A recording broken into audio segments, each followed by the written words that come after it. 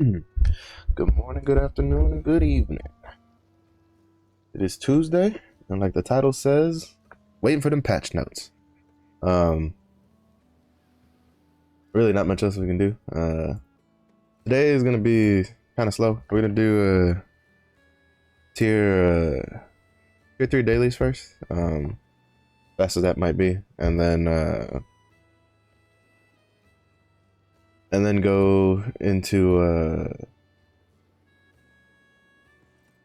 and then do some adventure tome stuff. When we last left off, we had finished Turtoik, and we had finished Arthurtine, Arthurtine, and North Vern, because North Vern was really close to 70%. And by finish, I mean, again, all we're doing is the really like easy stuff that's quick. To try to get to as close to 70% on these ones with merchants. So basically, all I focus on is doing the monsters, the vistas, the normal and hard modes of the dungeons. We check to see if the boss is up for the non-field boss ones, and then we do the hidden stories and then the another stories if possible. So we've done all of that for all of the ones up to North Vern. So Shoeshire will be our next goal. The Shoeshire is almost done. I have all the vistas and I have the just one dungeon to run and all the monsters. I'm just missing 4 of the hidden stories, and I might see if I can go out of my way to pick up some of the food to try to get to 70%, because we're at 63%, and I think this will only give like another 2 or 3%, and then like it'll probably drop us off pretty close to 70, but not get us quite there. Rahendal's an 80% one, but I've already done everything you can do for Rahendal, so we're just gonna skip over that, because that's gonna be like food and stuff, but that's gonna take a while to do, because some of these foods actually take a long time, the ones I've skipped. So we're not really gonna worry too much about that. If anything, we'll go to Yorn, and we'll probably like mix it up, right? So we'll probably do Shoeshire on the Deadeye, just because he's quick. But then when we go to Yorn, I'll probably do that on the Scrapper or something, or the Berserker. No, probably the Scrapper. I'll probably do it on the Scrapper to just power through it. Today we have World Boss, Field Boss, Map Boss, whatever the hell you want to call it. It's really confusing, to be honest, when people have different terminologies for it, but is what it is. Do I have... I don't think I need too much basic timber. Yeah, I own 326. I'm fine there. Yeah, this is gonna eat up a lot of my victory seals, unfortunately. But I want stronghold sailors. Those probably all weren't worth it, but there's always an optimal solution. We just play along with it. But you know, it happens.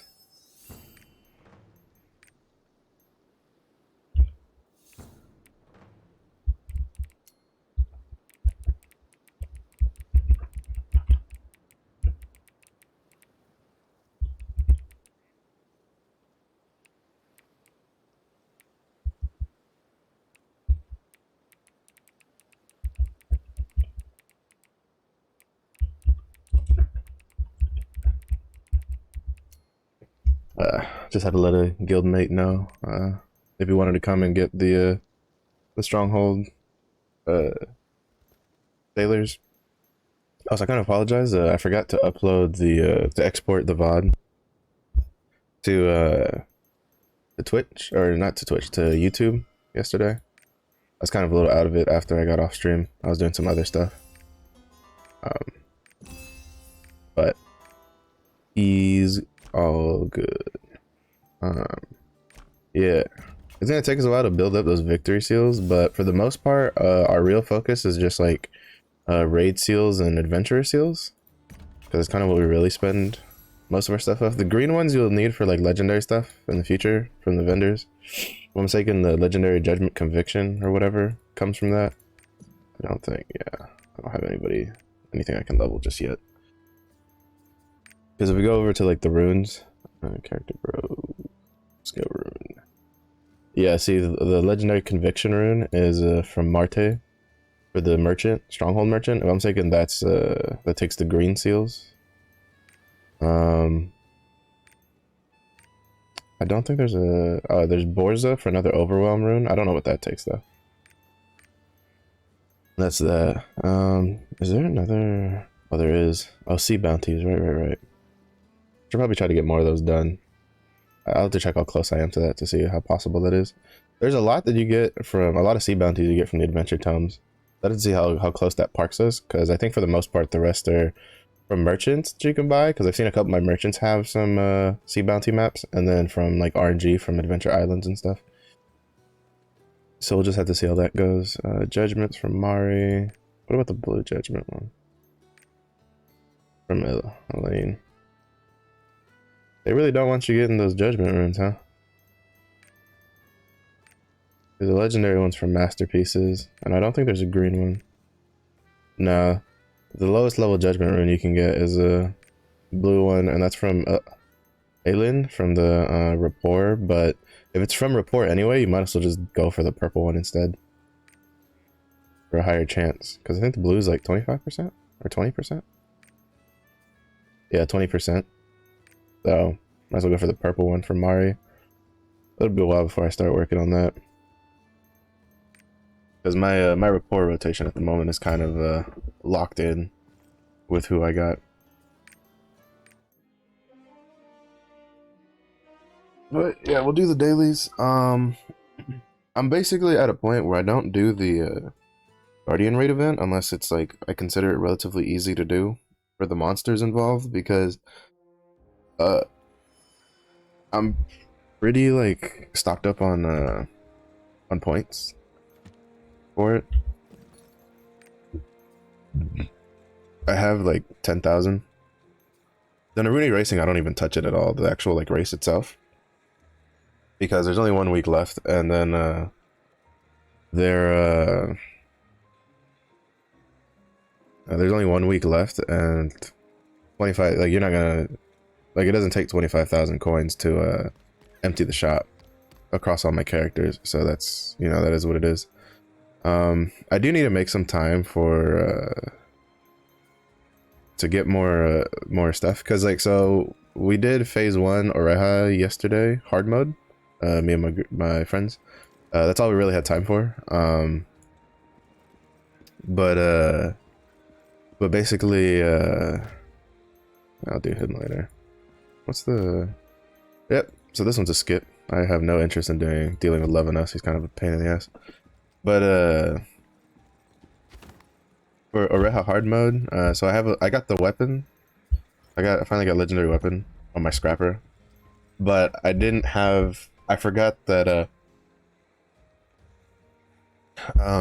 you need the blue fusion materials instead of the green ones, and I forgot to make some ahead of time. So I didn't have that,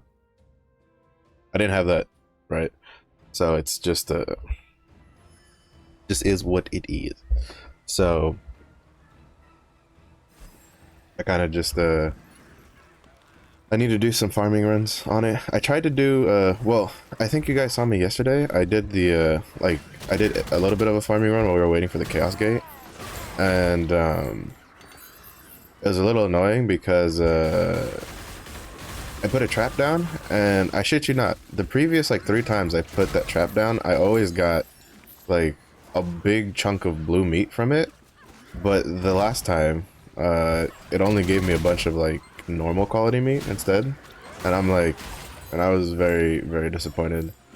So we'll probably try it again. We'll maybe see if Tika Tika Colony has a trap spot that I can put down when we go to wait for Moak, because we have to go pretty early to Moak to try to get a good spot. I know I said I was gonna work on Braeolus till I get his Island Soul and then work on Moak, but in hindsight, like, I can just work on that Island Soul like way later. So I think it's better to try to get the like wealth rune now. Oh, how nice of him to jump into my bloody rush like that. Rather than like delay it for something like an Island Soul that doesn't really have much beneficial stuff in terms of like power to the player, to my characters. Granted, it's not like I play a lot of things that take wealth runes at the moment. The only thing I play that takes wealth runes right now is my striker. I think Glaiver uses wealth runes in the future. I don't actually know Glaiver builds off the top of my head because I honestly haven't like paid attention to him at all. But oh, he was like here but not here. I hate when that happens.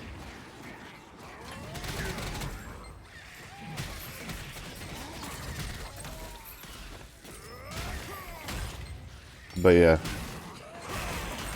So it's not like too big of a deal right now, but on top of that, you know, the Korean test server will be we'll probably be finding out information about that relatively soon. So we don't know how some of the classes will change, right? Like for instance, because like there are classes that like you can't use wealth runes on. Like there's like for instance, Scrapper is a class that you can't use wealth or focus runes on because they just don't use mana, and then the wealth rune does nothing to. Actually, I don't think you. Yeah, no, I don't think you can, because their entire thing both is specialty meter for both stamina and shock. So wealth rune would kind of just double dip on both sides, and so I'm pretty sure they can't equip those. Deadeye can't equip wealth runes, obviously, because they don't have a gauge to build. So stuff like that. We don't know how. I don't think that'll change. I'm still kind of scared of the class overhaul stuff, the class balance patch, to be honest.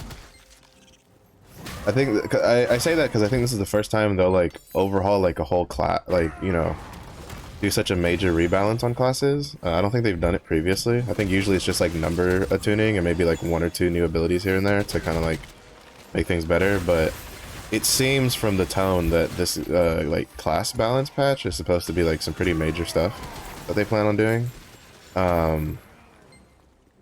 So it'll kind of set the tone for any future major overhauls of how they handle things. So, and they know this, so it's just oh, the stone didn't even spawn. I just instantly broke it because I just happened to be on top of it with whirlwind. But yeah, so I don't know, I'm a little apprehensive to see what all gets changed, especially for Scrapper. Like I could say I get apprehensive about Destroyer because like Destroyer visually, I want to play it. Like I'm very interested in it. It's one of the main reasons I picked up this game, but like I haven't had hands-on with the Destroyer personally, so any change to Destroyer, to be honest, to me isn't like, you know, I can only still wait till I actually play the class to get it. But changes to Scrapper though terrify me, because yeah, Scrapper needs some changes and stuff, but a lot of people have been saying that a lot of people who, you know, they play on the Korean servers a lot were saying that they think that Scrapper is kind of like on the table for a pretty decent overhaul, and because they've specified that before in the winter stream that they did at the end of last year, that they wanted to revisit a lot of the older classes, was because their identities, they consider them kind of boring because they were designed like while the game was still in development back in like 2015 or something like that, and they never really changed it. So that kind of scares me a bit because I do like the way Scrapper plays. I mean, it could use something to like spice it up a bit, like, you know, but I think like Scrapper has enough stuff to like manage that it kind of just offsets having to manage an extra like identity source like other classes do. But I don't know. Well, again, we'll have to wait and see what they decide. What ends up being overhauled, so I'm just a little scared because the last couple of, the last MMOs that have like changed stuff for classes I like, I usually don't like the changes they make, so we'll have to see how it goes with the overhaul. You know, not much we can do about it. Mostly because if as players like we don't like the overhaul that they decide for like a major overhaul, you're kind of just stuck with it, right? You're kind of just banking that they kind of understand what players like about the class and kind of make that better, and then take the stuff they don't like about the class and just make that even less. But sometimes the way a developer envisions things and the way like players envision things like don't match up. So and there could be a disconnect there. But and by players I don't mean like general players, I mean like players that like main that class. Because sometimes the overall, like I've seen what is it, like Final Fantasy 14 I think is one of the ones that I've seen it a lot more in, where they'll do changes from one expansion to the next on a class, and I'll see people who main that class like just not like the changes and just stop playing that class, or job as it's called over there, while I'll see other people who like potentially didn't like it too much before, or you know, kind of were on the fence about it earlier. They like the changes, so then they play it. So I guess it kind of like, you know, it sucks for one side, but then it's good for the other side because you have more players that play the class. Um, but yeah, so basically it's just I'm just waiting and seeing. I don't know how early they'll give out information about what they plan on changing though, because from what I understand, in Korea usually they don't give out a lot of information before the actual like stuff goes like out. So I'm already kind of expecting not for us to not know much until the actual test server goes out. So that'll be interesting. I'm kind of hoping we at least get something about the update today. I'm not expecting patch notes, but I think like a teaser for what's coming would be nice. Like nothing super specific, but I don't know. I feel like if they're gonna do these major updates, right, like once a month, those kind of you just kind of need to put them out before, like a day or two before, so people know, or if people have stuff to talk about leading up to it. I think for the smaller patches, it kind of doesn't really matter if you put the patch notes out the day before, but I definitely think for the big updates, it should be a heads up.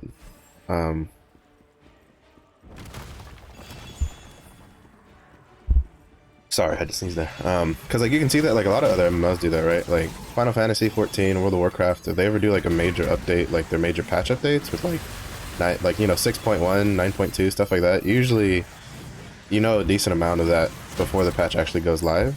Partially due to the PTR, but it's still also partly due to knowing that it's just smart, right? It just gives people something to talk about and get excited. So I really hope they don't just wait till tomorrow to give us stuff. I really hope they at least give us something for today. But we'll see. I don't remember what they did for Argos. I don't remember if they told us about it. I think no, actually I think Argos we didn't get an official confirmation on it until like the day before. Whatever.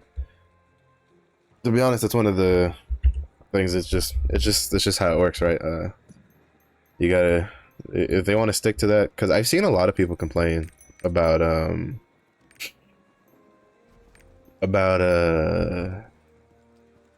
having like such last minute notice for at least the major updates. I'd heard that was honestly the big reason people weren't too happy about. Well, not really the big reason, but there were some people saying that they think that's why Argos was such a big issue. Like we knew it was coming in March, but no, they never said when in March we were getting it, right? So we had never had official confirmation, and something like that definitely having like I would say at the very least a week heads up for like a whole new raid is definitely warranted for such a new community, so that they can kind of like prioritize things. Um, you know, that's not even considering the arguments of like it was too early to begin with, which yeah, I think is fairly accurate. But you know, I definitely say that I think they're a little too focused on the content side of things for like raids and stuff, when they could have a lot better like the game is so new to people, right? Like because like part of the issue right now is that you have vocal players who've already played the game in other regions, and then you have like new players who've never played the game before, even knew about the game before it like launched on the West, and those two sides are like kind of clashing together with each other. And so you have this community of people who they want to get to the Legion raids as soon as possible. They already know how to min-max things. They already know how to speed run through it. They know all the best engravings. They look up guides and all that kind of stuff. And then you have a clash of people who, they're casuals. They maybe they saw an advertisement and they're like, oh, that game looks cool, I'm gonna try it. Maybe they saw, they just saw it on Steam and they're like, oh, what's this? ARPG style combat, like that looks cool, let's try it out. That kind of stuff. They went in really blind. Stuff like that. And those are two pretty those are two communities that are kind of clashing at the moment for Amazon, where it's really hard to balance like which one to be happy, because on one side the players who have played the game before are a very, very big minority. Like, if you're someone who looks up guides, you watch streams on Lost Ark, you watch YouTube videos on Lost Ark, you need to understand that if you think you are the majority, you're living in a well, right? You're like the frog in the well, where you only see that circle that it shows you because that's kind of the box you're in. While the reality is that most players that are playing Lost Ark currently don't look up guides. They just don't. They're kind of just going off of what it is, off of like what they think works and stuff like that, and stuff they're trying to do. They don't min-max. A lot of players probably don't even play like a couple hours a day. Like for your average player, they probably just play like, an hour or two here and there when they have time and stuff like that. And that's where a lot of the community probably is right now. Like, I saw a lot of people going, kind of making fun of the fact that they released a how to get out of tier 1 like guide now in like in April. And people were, and a lot of people were like, oh, why are you doing this now? Why didn't you do this earlier? And I think the reason they did it now is because they probably have information on their site that shows that a lot of players are probably still in tier 1 now. How much of those reports are kind of skewed due to the amount of bots in the games? No, I don't really no real clue, to be honest. But like, I have people in the guild that we have that they're still in tier 1. Like, they haven't stepped out of tier 1. There's still people that they're in tier 2. They haven't stepped out of tier 2. And it's just like, some of them have, they played the game for a bit and then they took a break and then they come back every once in a while. Other ones have been where they played every day, but they only play a little bit, so their progression is nowhere near as much as someone who plays even like, say, 3 to 4 hours a day. Stuff like that. So, as players, we kind of have to take a little bit of a step back and realize that sometimes we kind of isolate ourselves and we think we're the average player when we're not. Like, I know I'm not the average player. I play this game 4 hours a day on stream, Monday through Friday, and then I play it a lot off stream after. Granted, I don't play it as much as I did at launch, because right now, honestly, it's just a lot of like prep work, hence why early prep for Glaiver and Destroyer in my title. But it's prep work that you can do at a relatively lazy pace, and you can get stuff done. And you can still feel like you're progressing, towards something. So basically, for the most part, I probably play like, if I'm not doing raids, which I will today, I probably only play like 6-7 hours, which, sounds like a lot, but at the same point before, I was doing probably like 12 hours a day. I'd like wake up, log in, and then just play until like midnight, 1 in the morning kind of thing. So I probably almost cut my like daily playtime in half, especially because I do like rested rotations and stuff like that. Even it's to the point that I'm kind of not even doing guardian raids on my tier 2 alts, just because they have a decent amount saved up for unbound leap stones, and then there's also still the event and the merchants that I can buy from.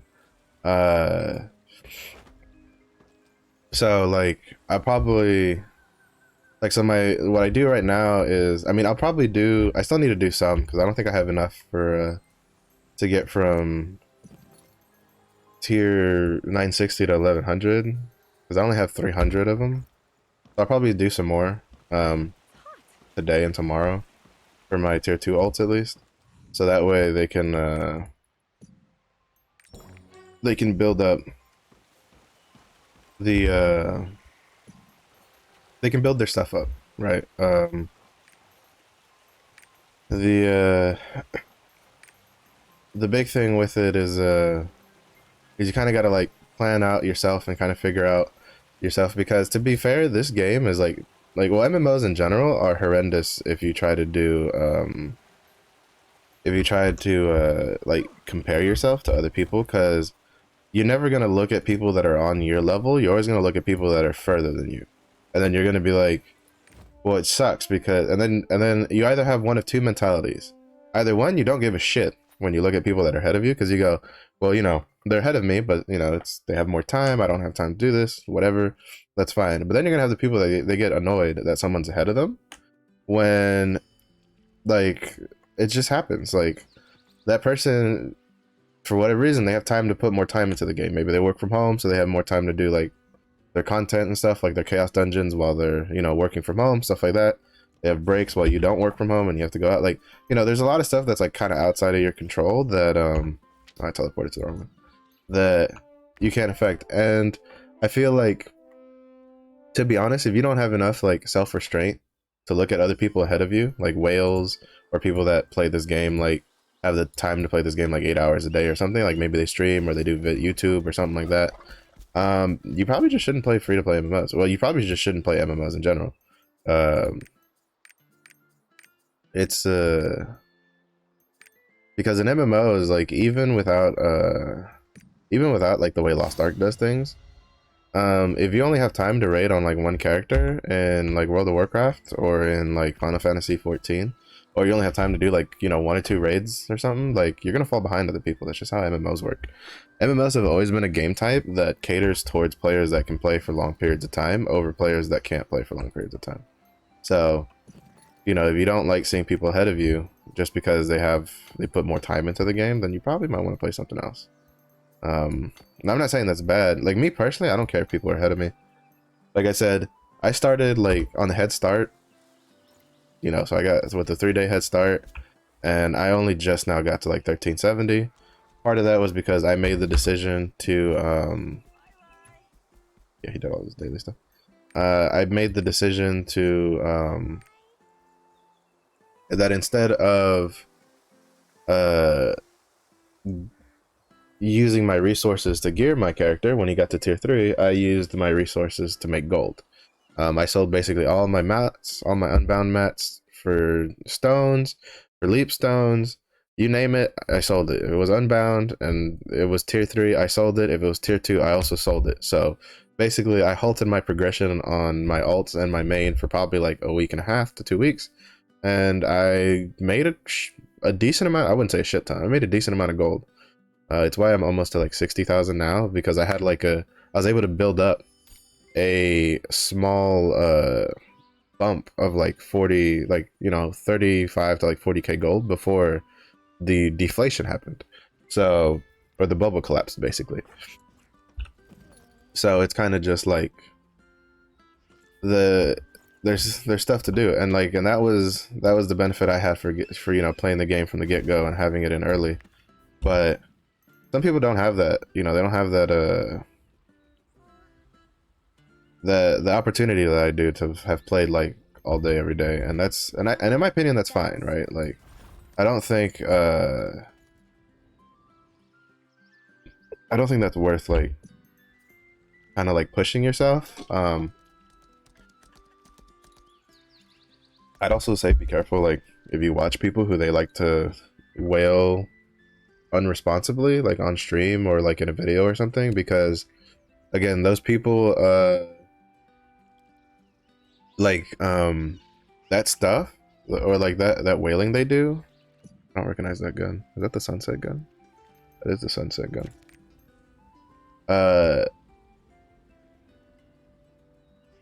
It looks kind of cool and hideous at the same time. I don't know how they pull that off.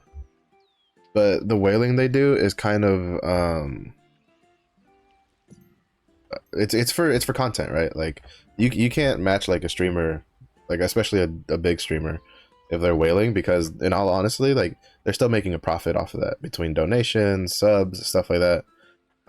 So you really shouldn't try to keep up with those people, because you're just gonna kind of like set yourself up for failure.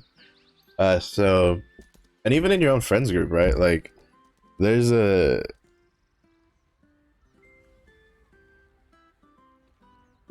sorry about that. I'm a little tired because it was storming last night. So even though it should have been good sleep for me, my dog decided to like cry a lot. So instead of being good sleep for me, he kept waking me up like every 2 or 3 hours. So I'm a little kind of tired out. Um, Damn it, I have this thing where like I'm just gonna go to Tika Tika Colony because the problem is that like so one downside of doing Moak is if you don't get there like 30 minutes, 30 to 25 minutes before, you can't get into channel 1 because it's just packed from like the get-go. I guess I'll go farm like bananas.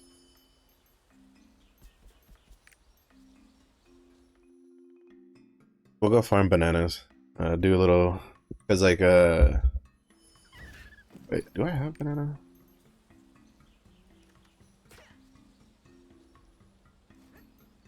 I don't remember. I don't know how many of these you need for the cooking. Because the point is, the way it works is you get the banana from the orangutans, and then when you when you you need to hold them for like 12 hours, and then they ripen, and then you can use them for the material. Is there any hunting on this map? Of course there isn't any hunting. Is there at least a fishing spot? Of course there isn't a fishing spot. Man. I just wanted to get some stuff done while I wait for Moak. Cause like I've tried doing Moak like just like even like 15-20 minutes ahead of like when he spawns, and it's like impossible. Like it's just you just cannot uh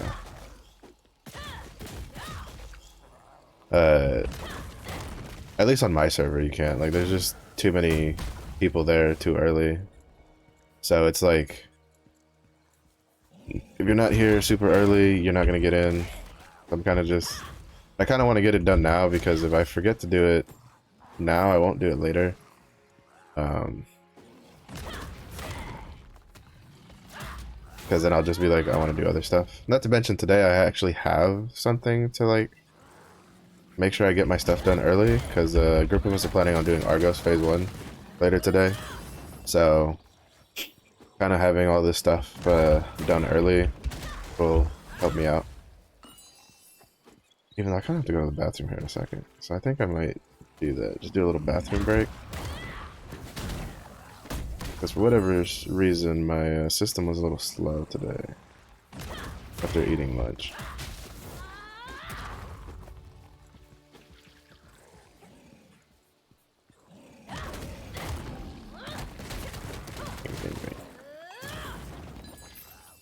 Yeah, I think I'm gonna do that. I'm gonna go. Are you son of a bitch?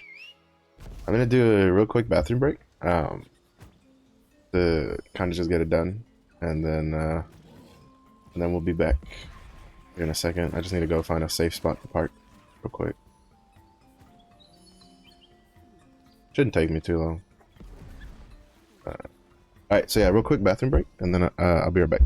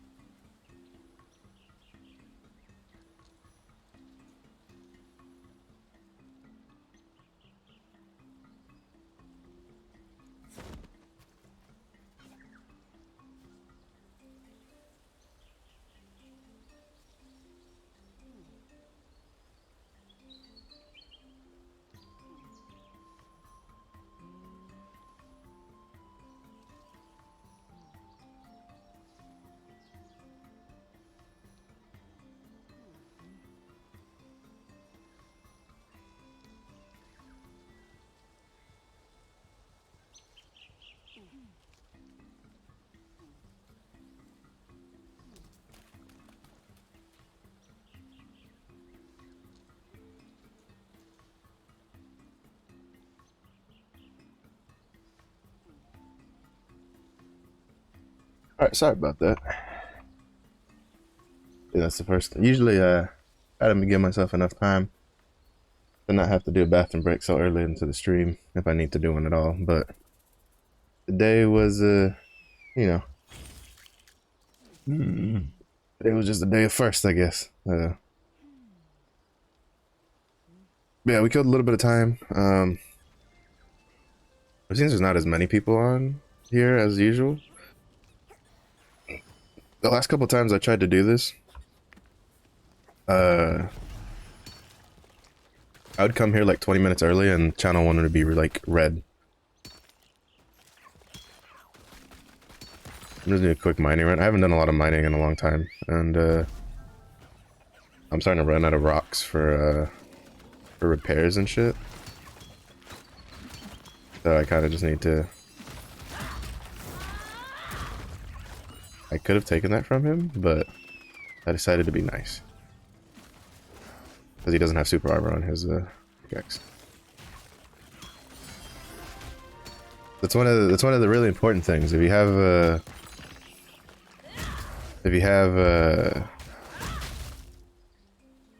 for your like gathering stuff, make sure you get like super armor on them, so that way you don't get interrupted while you're doing it when you have mobs around you, because they really like putting a lot of mobs around a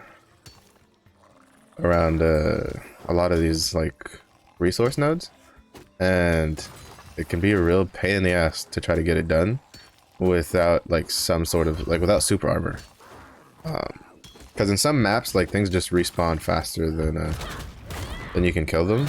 So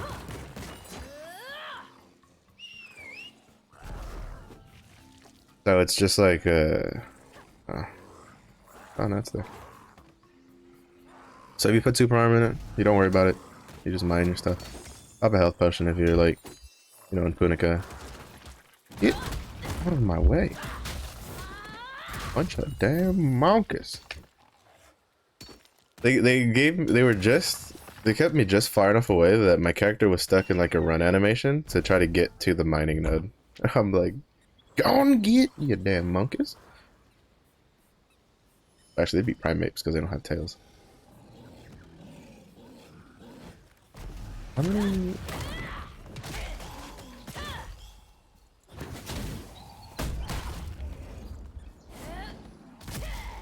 curious if they'll change Death Rattle.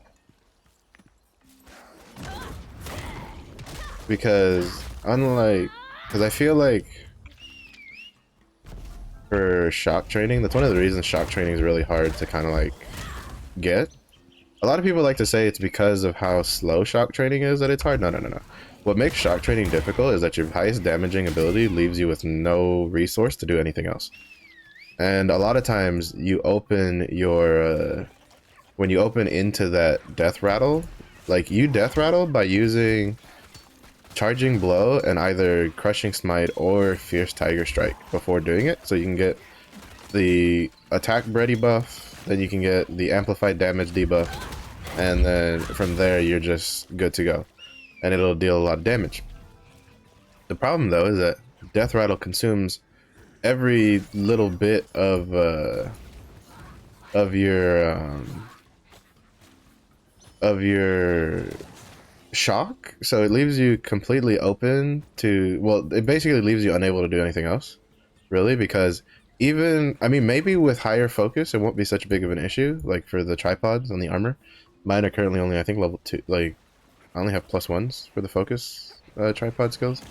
So maybe with higher focus it's not that big of an issue. But at my current state, basically, without having, I'm just gonna go farm the monkeys for stuff. Without having, basically, one or two abilities won't give me enough shock to even do like a follow up, like chain destruction fist or something like that, right? So it's like, it's just kind of rough. To me, that's what really makes shock training like the hardest, is not so much the slowness, but how much balancing you have to do yourself while you're playing it. Because again, you have to make sure that you have shock, and then you have to be, then you have to hope that the boss doesn't do something that you need to like counter or do something else for, stuff like that.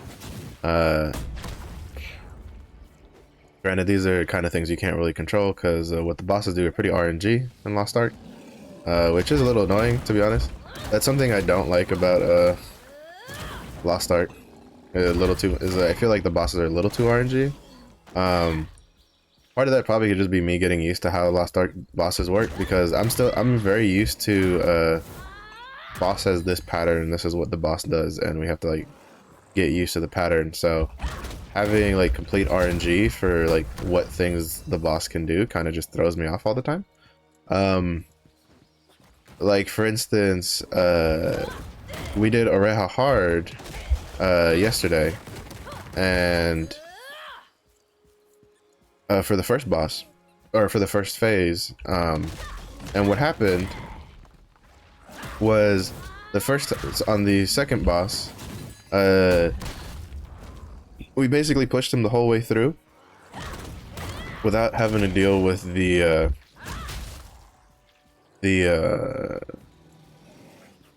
without having to deal with the keyboard mechanic that he does until the very end. Granted, like it already flopped because we kind of had fucked up, and we kind of had we struggled a little bit on the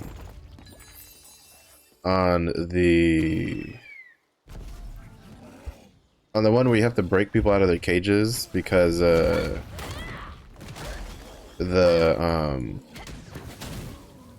war dancer kept getting it, and he was like, bro, like all my shit's on cooldown, like how the hell am I supposed to break people out? So, but that one I think there's like a health to it, so probably was probably at like a certain health threshold he does it, so probably should have just paid attention to that. That probably would have made it easier. But basically, we didn't deal with the keyboard mechanic until after we had all wiped basically on the first attempt. And then in the second attempt, he did the keyboard mechanic inside of his thing. Now I think the keyboard mechanic though is attached to like something else. I think it's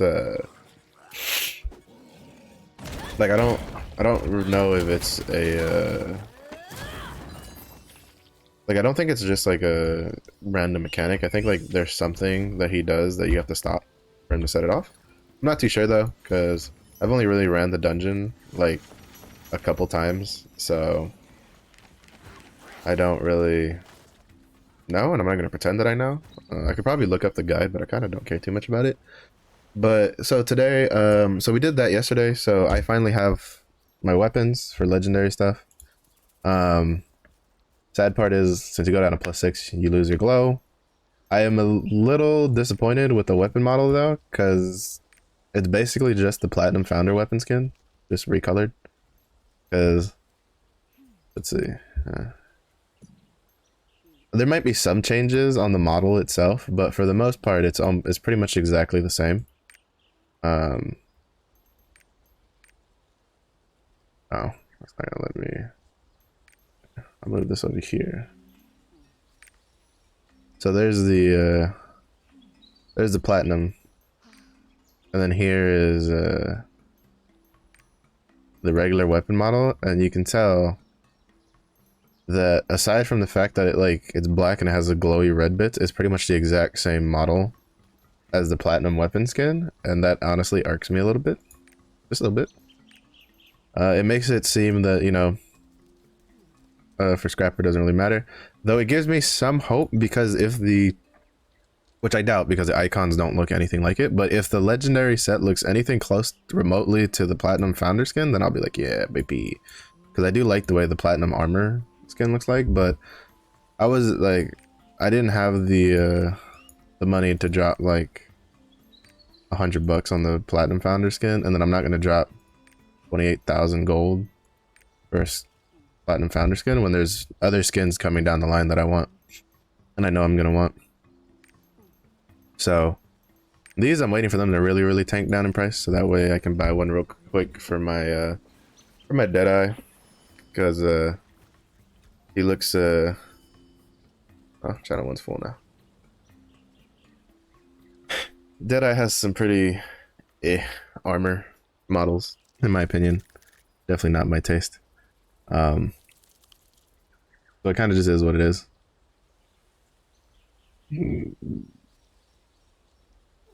But yeah, so now we're just gonna sit here, and there's really not much to do on this map. I was kind of hoping for at least like a fishing spot on this map, so that I could. Is he doing full chosen set? No, he's mixing it up. I'm not gonna lie. If I had a gun lancer, first of all, I wouldn't like. Good choice with the cow skin, but to me, the chosen set looks so good on gun lancer that I wouldn't use a skin for it. Cause like it's like black with like gold highlights, and then it has like little parts that glow red.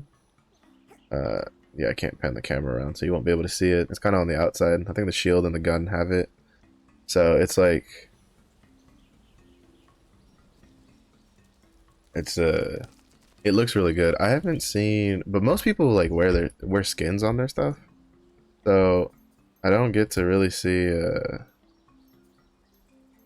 That's the one thing. Like, you know, a lot of people ask for skins, but that's the one thing I don't like is when there's a lot of skins in the game, because I think that's their platinum weapon. Because like I like seeing how armor actually looks in game, and then decide if I wanted wear it or not. Because like for instance, this is the guns lancer stuff. It looks kind of ass because it's all different colors, right? Because he's got like preordained, chosen, preordained, chosen, and then he's missing his gloves. So, but like, if it was all like, if like I would have just gone all chosen personally, like, or I would go all chosen eventually because that'll take you a while to get. But like it just looks very like I like the way it looks personally. The chosen version because it's like black and gold. I don't know what the harsh version looks like because most people don't run harsh. I've even seen a lot of supports that don't run the harsh. Okay, he has the harsh though. The blue and gold, the blue, white, and gold is kind of weird though. Because he's basically in full harsh, except for the sword. Yeah, the blue and gold is kind of weird. I don't know if I like that. He's got the deeps though. Use this. He's running both. Interesting choice. But for most other classes, you don't really see what like the legendary stuff looks like. So they're all wearing skins and shit, and I'm just like, please unequip your skins so I can see what they look like, please. Because like the chaos dungeon set for martial artists looks like ass. To be honest, I have no idea who thought.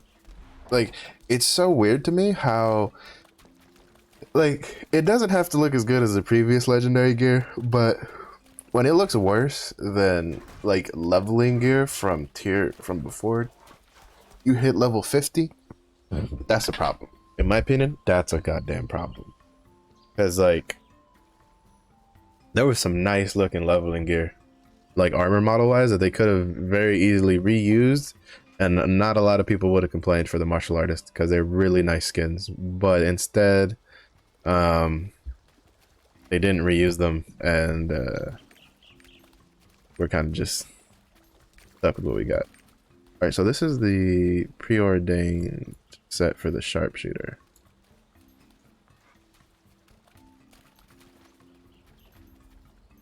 Yeah, I don't like the blue and white, blue, silver stuff.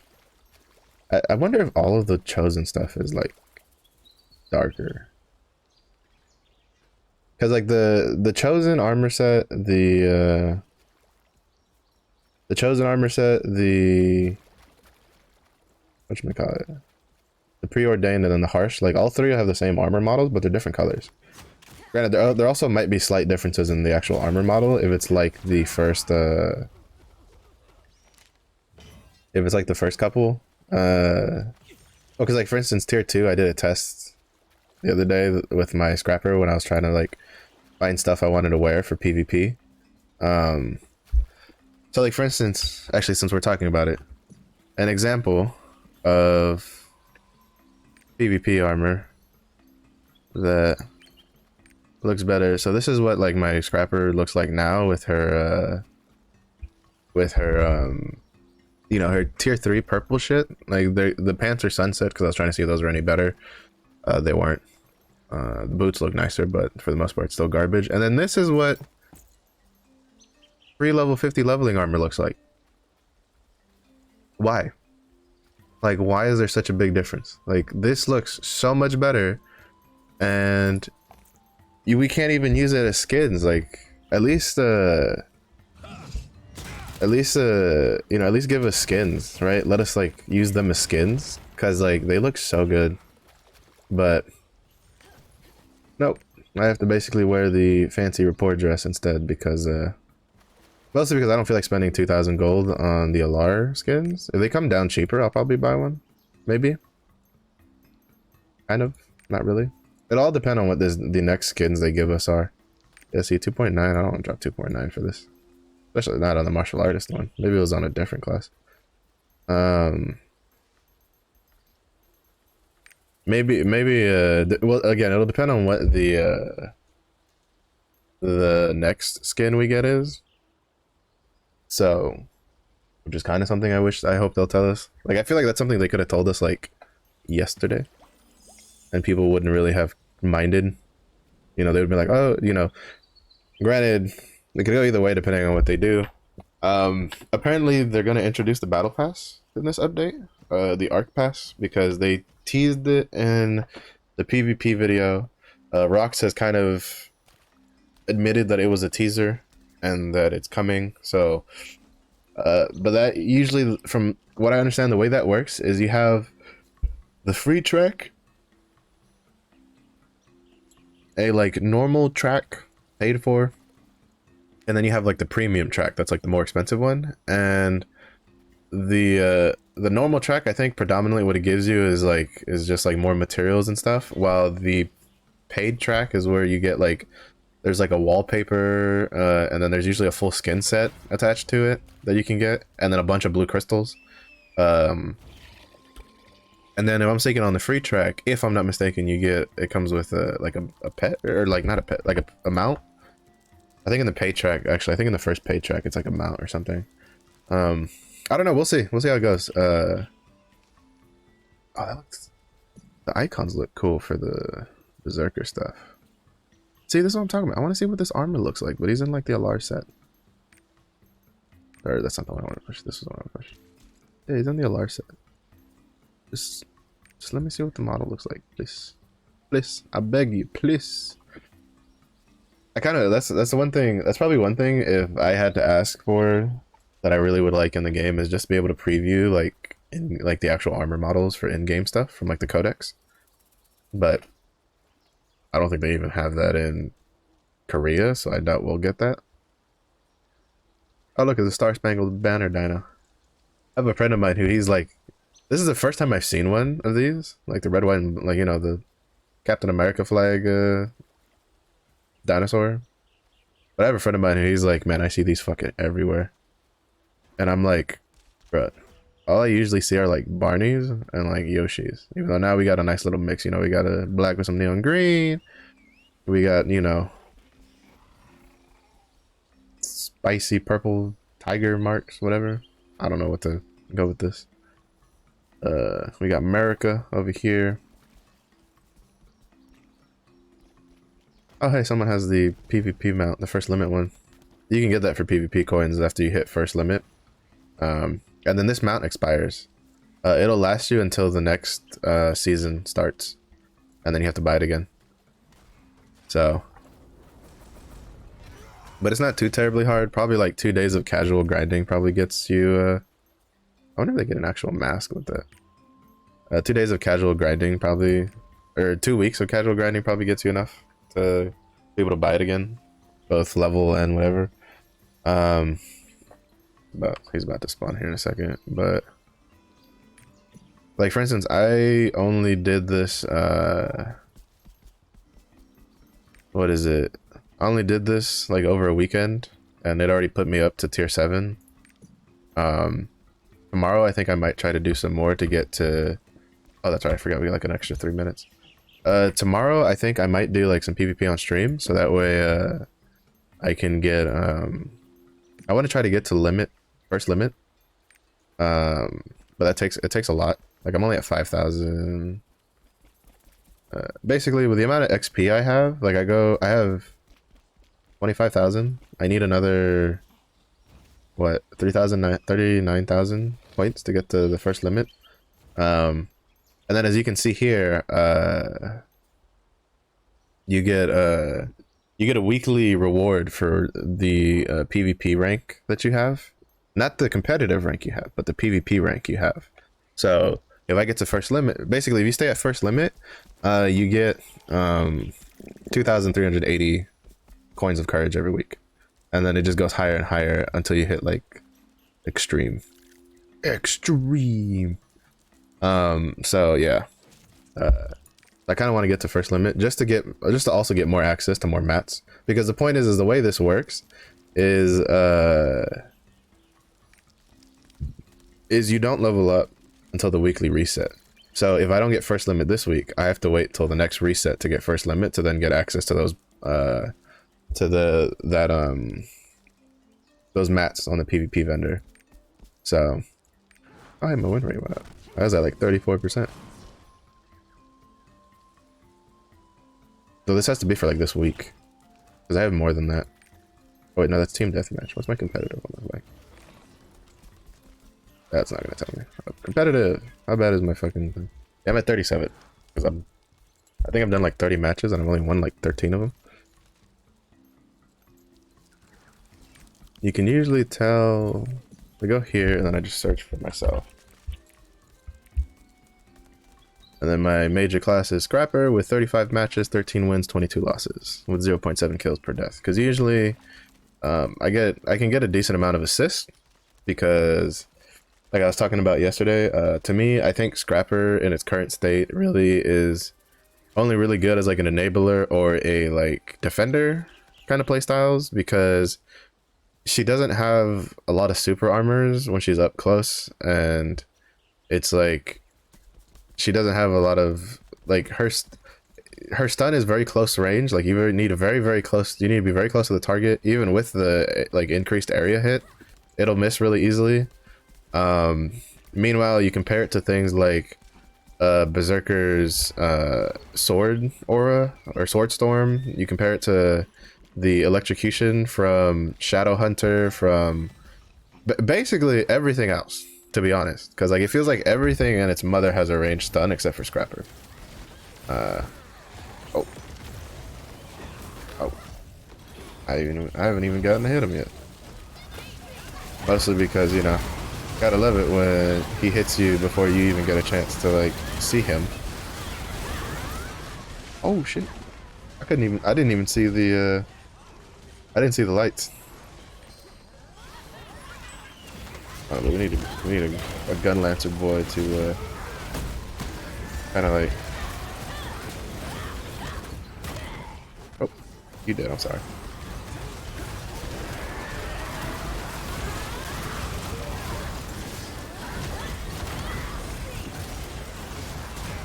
Oh shit!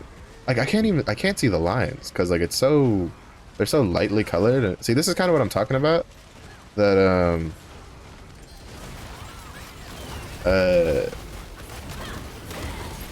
that I kind of wish they had better AoE markers, like or just markers in general. Like I can barely see that. I don't know what he's doing. I can barely see the like any of his markers, like the red ones, the yellow ones, like because of the pastel green color of the grass. Like it's so brightly colored that I'm just like, they're gonna reset this son of a bitch. I was about to say, yeah, we need a gun lancer to like aggro him, pull him back in the middle.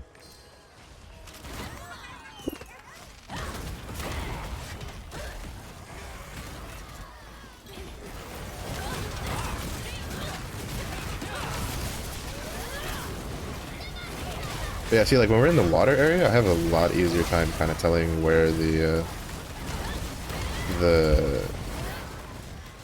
like where shit is, because the blue contrasts the red and the yellow pretty good. But when we're in like the green area, I don't know what is it with green. Oh shit, you know. Fuck. What I don't know what is it about the green. It just like like the tone of green they use just eats up all of the colors from like his AoE markers. Be a man. Be a man. Oh, is that how you do that mechanic? Actually, that makes a hell of a lot more sense than running away. Apparently, you're supposed to go stand in the circles to get frost energy when he's doing his big old fire nova thing. Ooh, shit. Here. I'm so dead. Yeah. That flop ate like what, 75% of my HP or some shit. And then like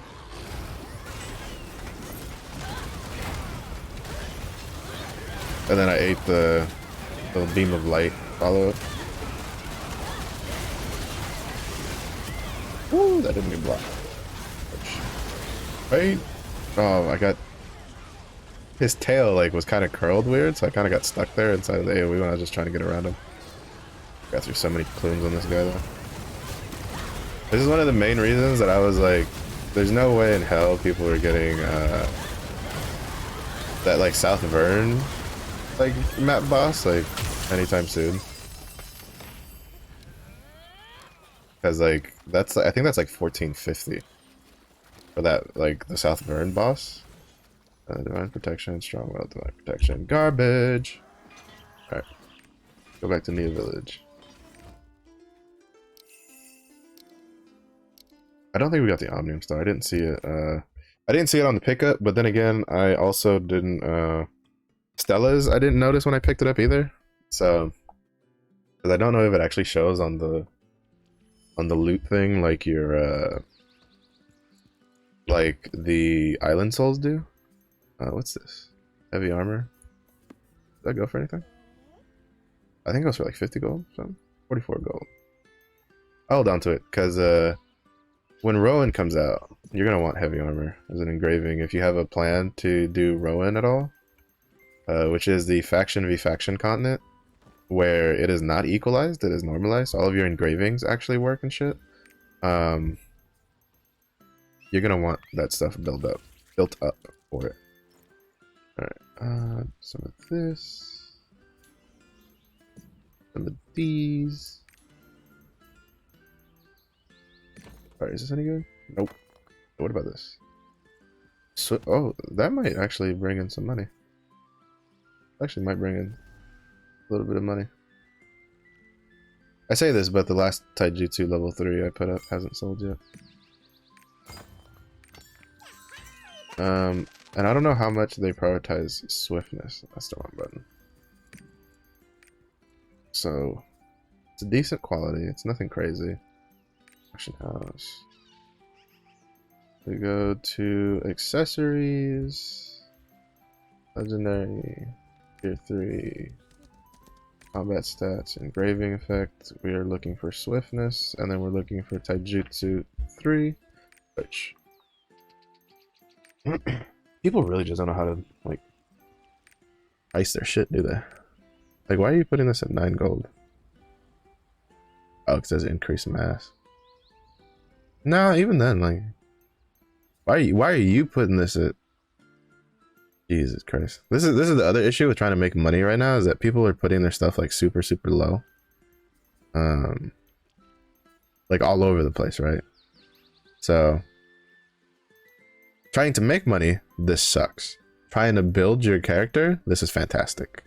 I'm actually kind of curious. I get specialization, shock training 3 with engraving effect, adrenaline 3. This is probably going to be expensive because adrenaline is on it. Yeah. Like swiftness is kind of whatever.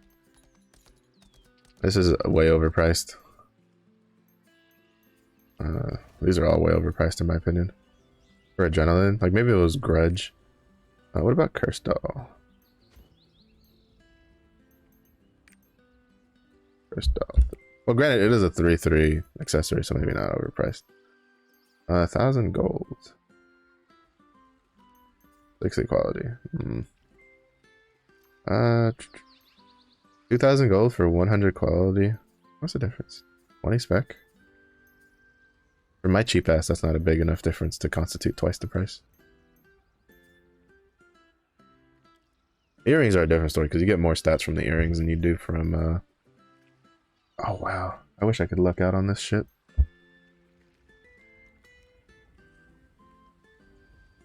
Because this is if you don't know, these you see this icon. These are raid accessories. All of these like sterling silver, platinum, whatever you want to call these, and then these like regular gold looking earrings and rings. Those are all those are from Chaos Dungeons.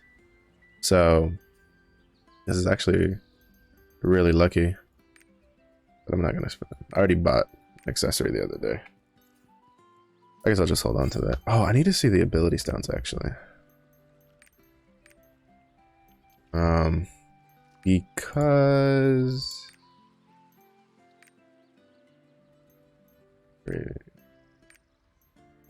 adrenaline. Because I want to do an adrenaline cursed doll.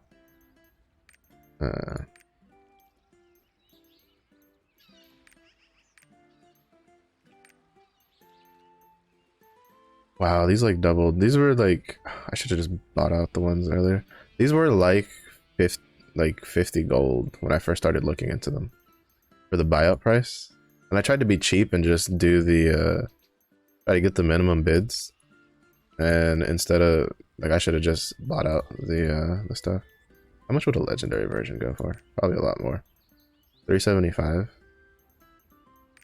How many pounds? 5 pounds. 0 to 9 compared to what? 0 to 8? Yeah, I don't like that one would probably still help because my goal is I want to get a adrenaline cursed doll stone and then like 6/6 it. So, and then that'll probably be my stone for a while.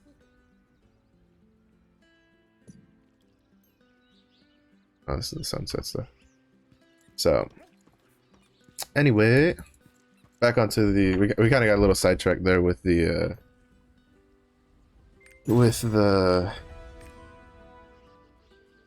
whatchamacallit, with Mark, but we got Mark out of the way, so that's fine. Oh, there's a really quick way to check if I got the Omnium Star.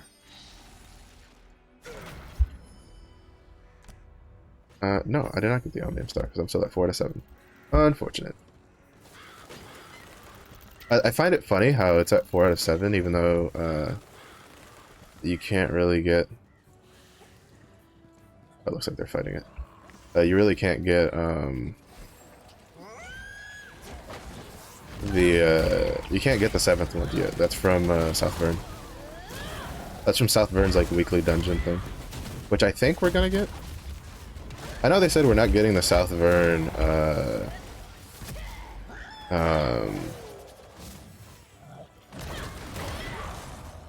we're not getting the South Vern Chaos dungeons right off the bat, or at least like for when we get South Vern. But I can't imagine them locking out the like weekly thing. You gotta at least give people something to do.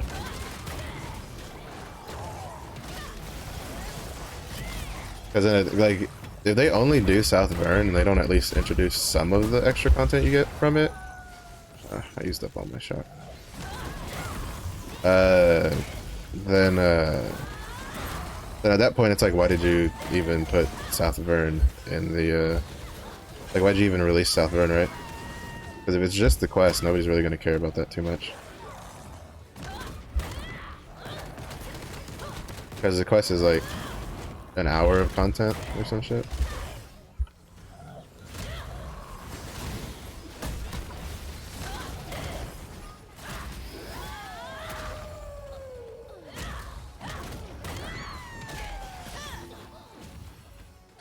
So it's kind of like, go ahead, go grab some.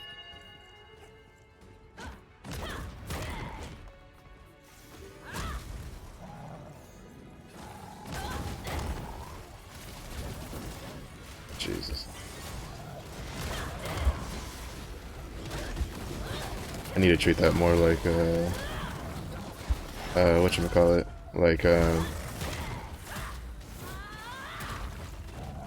a dodge, because I was kind of treating it like so Necrosena's shock thing where she like tases people, funnily enough, has a lot stronger tracking if you dodge than if you just like ran in circles just normally around her.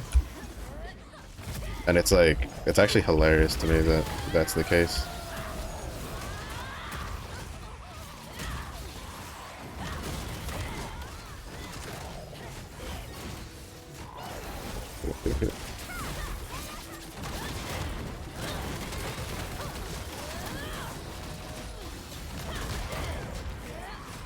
Did my character like stop mid chain destruction fist? Or did something like interrupt her?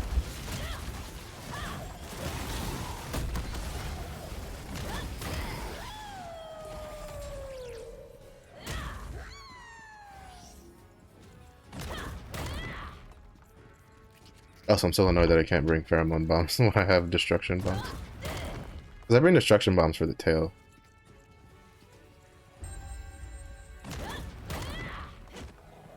For when we stagger her. Because now after you get that first stagger, you can stagger her again. And then when you stagger her again, you have a chance to break her tail, which gives you a lot of boofs.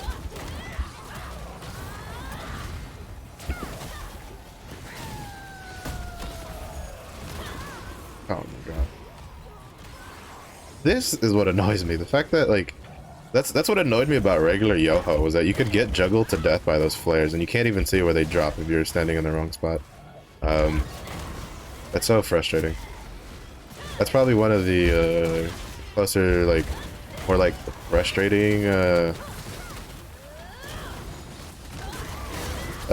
game design with stuff, that it's like where it's you're like, if the boss, depending on the way the boss stands, you can't see some of the AoEs, and then it'll usually be AoEs that like deal a shit ton of damage. Oh, you could counter that already? I was pretty sure it should have still been on internal building. Oh shit. Oh fuck. This is a bad spot to be in.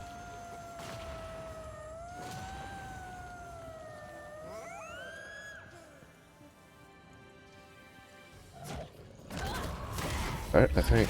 Oh no, the Berserker got imprisoned.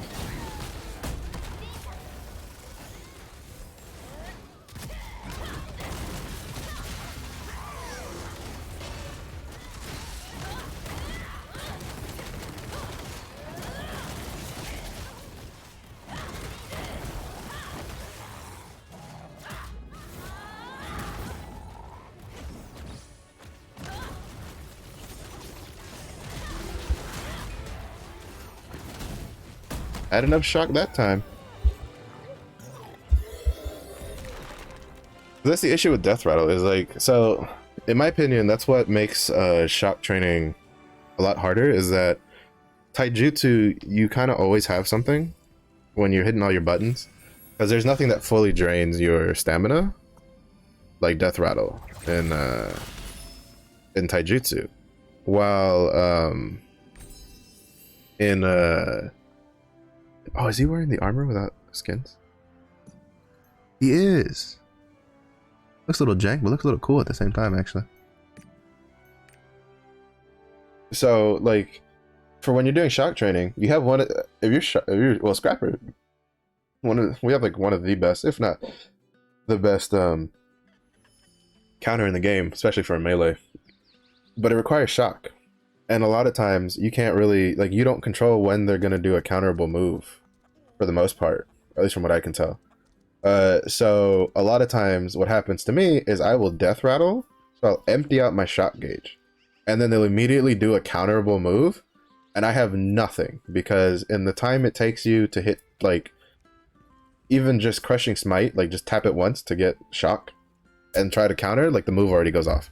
So it's like, to me, that's really what makes shock training really hard in comparison to taijutsu, is not so much the speed of things, but how doing your stuff leaves where's doing your stuff leaves you without any like any ability to do anything else in your kit really aside from just charging blow or apply a debuff.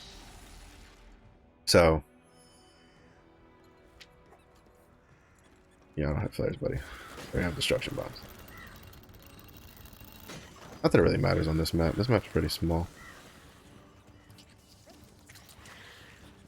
Also, the reason I don't have flares is I don't have enough mats to make the flares. I was trying to do the farm thing, but in the end, at least when I was trying to do it, I couldn't get any of the materials I actually needed to craft the chest to make for the flares. So it's like, oh. You bitch! I was not in that.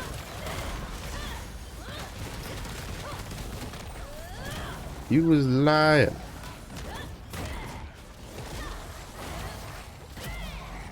Ooh.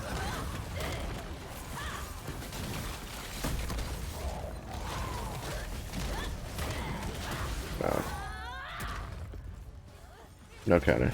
Another paladin I think tried to counter, but his counter is a little slow for. Like I feel for Yoho, most of the times you're accidentally like countering on a paladin than you are like purposefully countering with how long it takes for the oh, very nice. Oh, this is probably gonna miss though. Psych!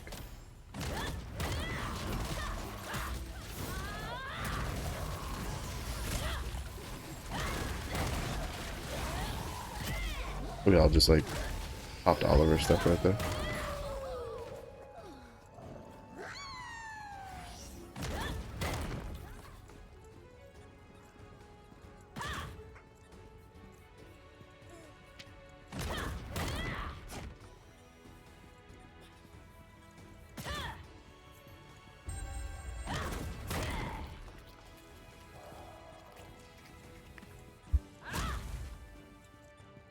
God, it feels so slow compared to all these classes that use like swiftness. Cause I used to do a little bit of swiftness, like spec swiftness. I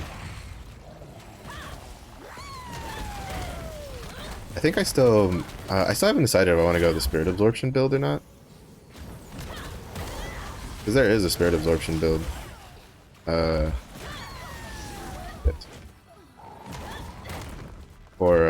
For shock training, it deals a lot less damage because the other build uses like keen blunt weapon instead of the oh, didn't see the I didn't see the comeback.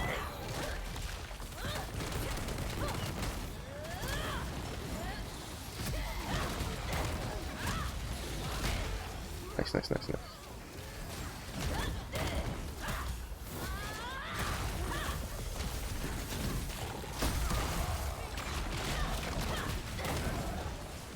Dodge was on. No, it wasn't on cooldown. Or it might have been just on cooldown.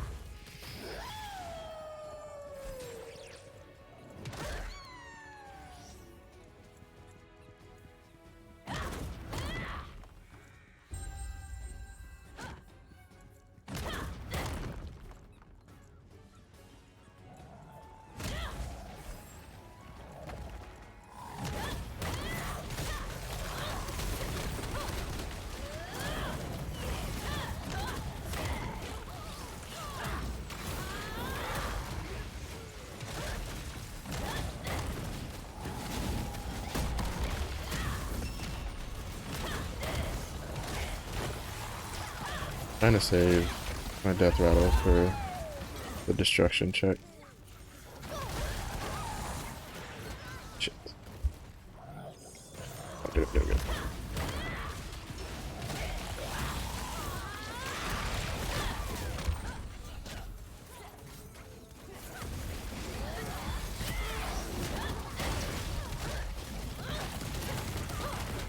To the deeps, baby!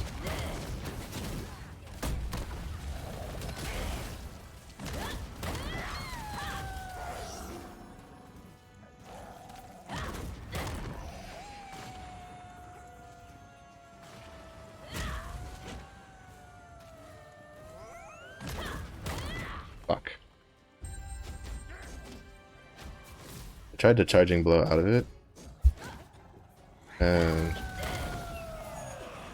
I ended up charging blow into another one instead.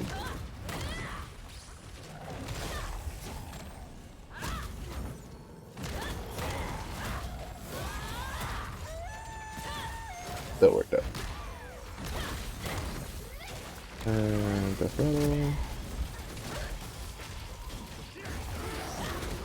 that's why I bring the destruction bombs, because just in case.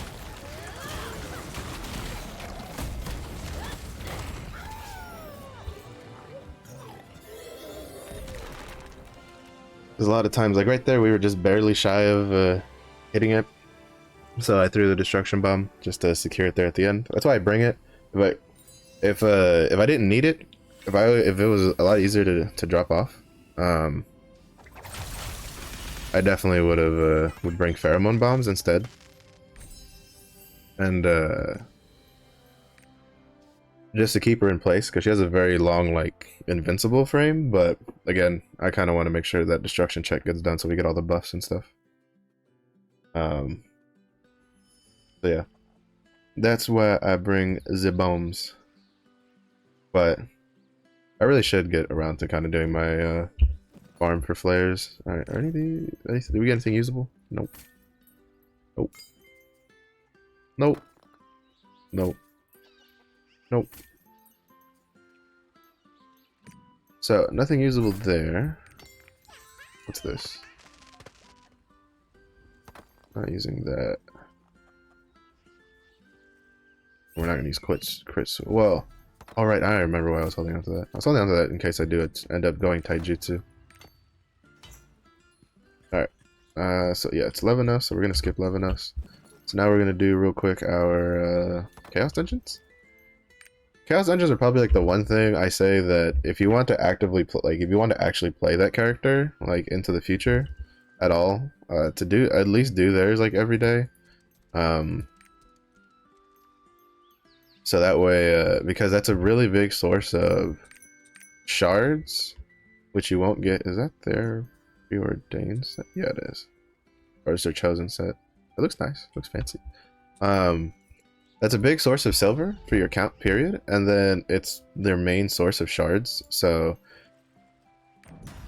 if you have any interest in playing like an alt that you have or something, you should definitely do the Chaos Dungeons. Especially because, and if I'm mistaken, according to the math, unlike Guardian raids, Chaos Dungeon bonus, like the rest, isn't actually as good as like the Guardian raid one is. So, like for instance, if I'm mistaken, if you do Guardian raids, well, someone was breaking down the math. There's a really good Reddit post about like how to maintain ult without burning yourself out, and like a lot of it was very like to me it was like stuff I had already figured out, but I guess like again, new players, like I was saying earlier, a lot of new players like they don't read guides, they don't watch videos, you know, so they kind of just do their own thing. A lot of times they'll peruse Reddit before they like and the forums for the game before they'll go to YouTube. It's weird, I know, but it's kind of just the way people are. But there was a really good guide written on Reddit for how to like properly manage your rest and stuff. And for Guardian raids, it was like on alts. The guy's like, just fucking skip your Guardian raids on alts. Like, they're such a pain in the ass to do because like tier 1, tier 2 Guardian raids take forever in comparison to tier 3 stuff, and then you don't even get anywhere near as much potential out of it. Alright, could you fucking die? Like, bruh, you're a melee character and you're like hitting me from like a mile away. What is this shit? And there's another one. You bitch. You're a dead man. Never mind, you're not dead because I hit you a little bit too much before. But it's just like it was very good. Like I do suggest that if you're kind of feeling a little burnt out from all the alts you're trying to manage, kind of go like take a peek.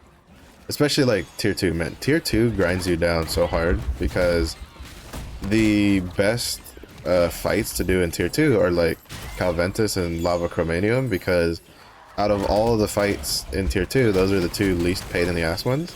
But even then, they're still more of a pain in the ass than the tier 3 ones because they have so much bloated HP.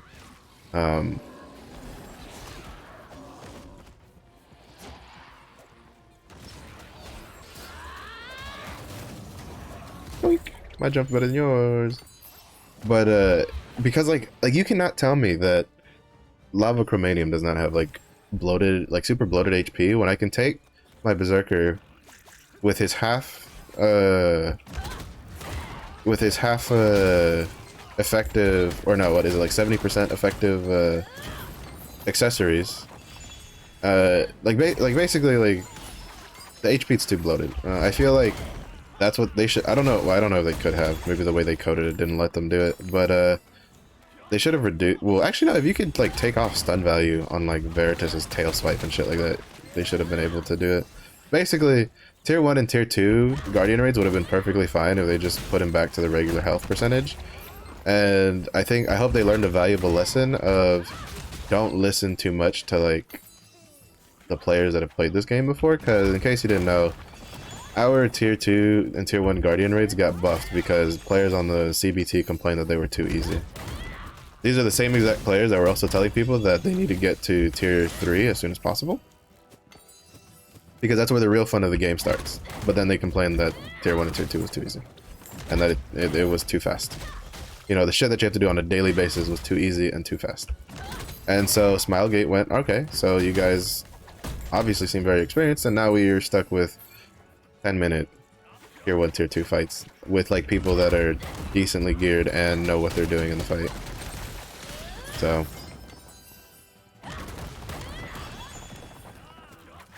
it's just a little annoying.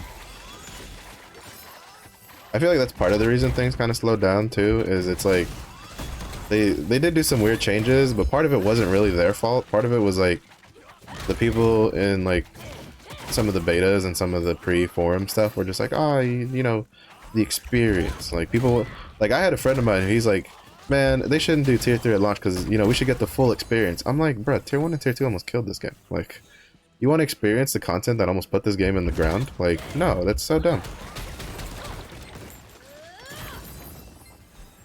Like, they definitely should have, like, launched with... I will always say that they should have launched with at least tier 1 expedited honing. Maybe not tier 2, but I feel like tier 1 expedited honing would have been fine. But at the same time, you kind of have an argument where, for the Western version, we have like a bot problem that you don't really have in the other versions because of the way they handle stuff. That you can't really handle it like that over here, because you tell NA accounts that they need to attach any sort of like cell phone or like phone number or something to their accounts and stuff, and they'll probably like lose their mind. But I still think like two-form authentication is kind of like the way to go. But we'll see. I don't know what they do. I know whatever they're doing currently has kind of been working, because I still see bots like running around when I go do stuff, but I see a lot less bots and I see a lot less spam in the chats. And I feel like while the bots are still here, they've at least scared them enough that they have to be more secretive, I guess, with what they're doing, and then or at least a little less obvious with what they're doing. And then they have to probably, you know, be a little smarter with how they program their bots. Because I've seen a lot of bots that they have like the speed hacks, but they don't have like the teleporting wall hacks anymore. And even then the speed hack won't be like that crazy. It'll just literally give them like mount speed movement. So that way it makes them harder to track. But, you know, in a perfect world, it'd be nice for them to get, like, for bots not to exist, but bots and stuff like that will always be like a problem, especially because of the low barrier to entry for Lost Ark, because it's a free-to-play game. I mean, shit, like, what is it? I think Asmongold had a video recently where he was talking about how most of the players in WoW are like, you can see a bunch of people botting all over the place. So if people are botting in, you know, a subscription-based MMO, they're gonna bot in a free-to-play MMO like in a heartbeat. So I just find it funny that people think that just because Amazon is in charge of the servers, they can magically like flip a switch that, you know, makes it so bots don't exist. And it's like, that's not how that works. That's not how any of that works. Trust me, I wish, I'm pretty sure Amazon also wishes they had a switch they could flip to ban bots and make it so that they can't play the game. It would make them look a lot better PR. Let's see. Oh, monkey! Are you gonna stand still long enough for this? Yeah, you should. Boink. You'd love to see. Ooh, boss rush ticket. I need to do that. But with this close to reset, I'm probably just gonna hold on to it till reset to see if maybe we get another boss rush guild weekly. Yeah, I feel like, I don't know if it's because there's more, like people are saying it's because there's more bots, which might be true. But I've seen on NA West a lot of their servers are busy again. Oh wait, why did I run for this? My brain was still stuck in the second room for a second. I was like, oh, Elite's here, I gotta go group up the other guys.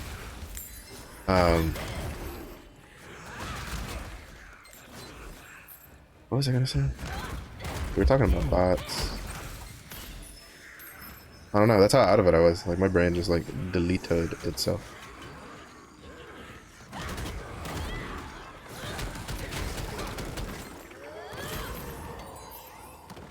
He deleted himself.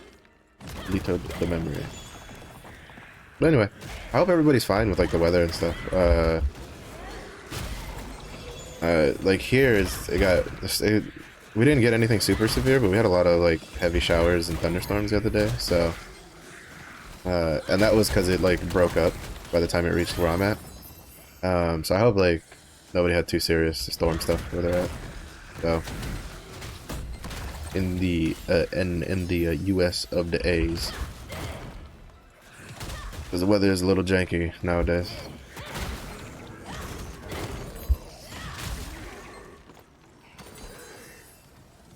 It is a little jank.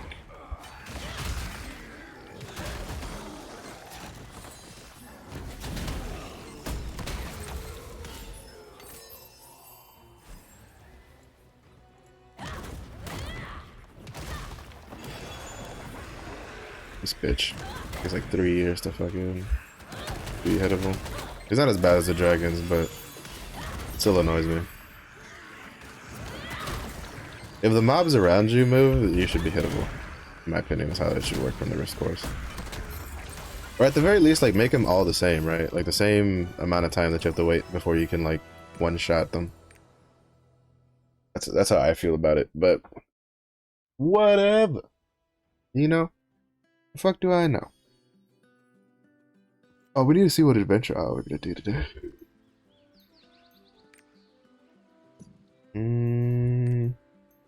We did our field boss with Moke. We didn't get the Omnium Star. We have... Alright, cool.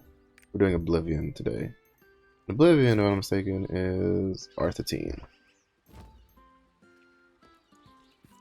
Yeah. So we get more pirate coins. That should bump us back up to 100k pirate coins. And then we still have tomorrow's. What is tomorrow's Adventure Island?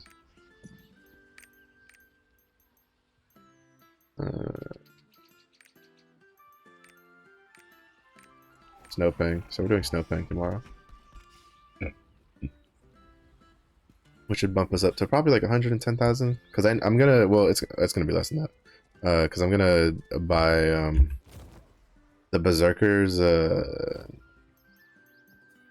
gonna buy the Berserkers. Whatchamacallit? The Berserkers pirate coin stuff today to like stock up in preps for the Glaiver. We still don't know if she officially comes on Thursday, but I imagine she comes on Thursday.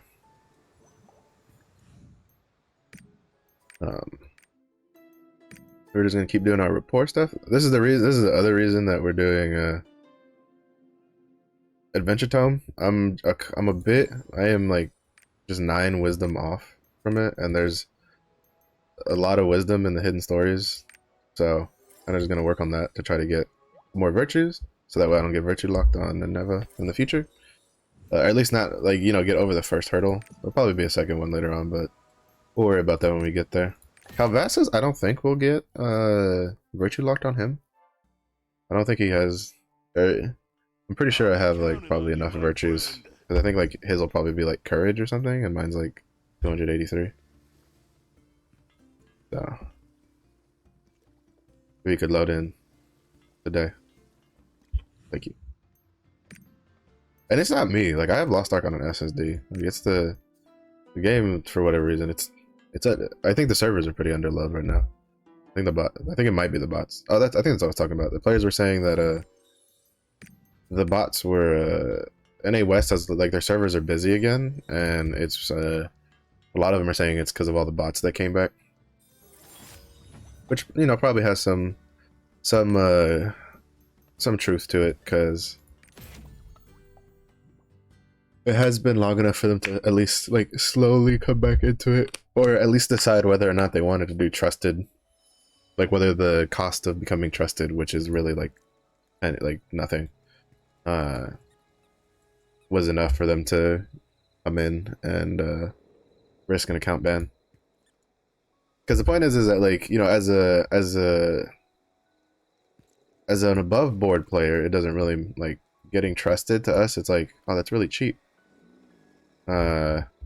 As a botter, they have to get trusted with every account they want to do. Period. So you know, to them, it's a bit of a is the value currently worth enough to take the risk?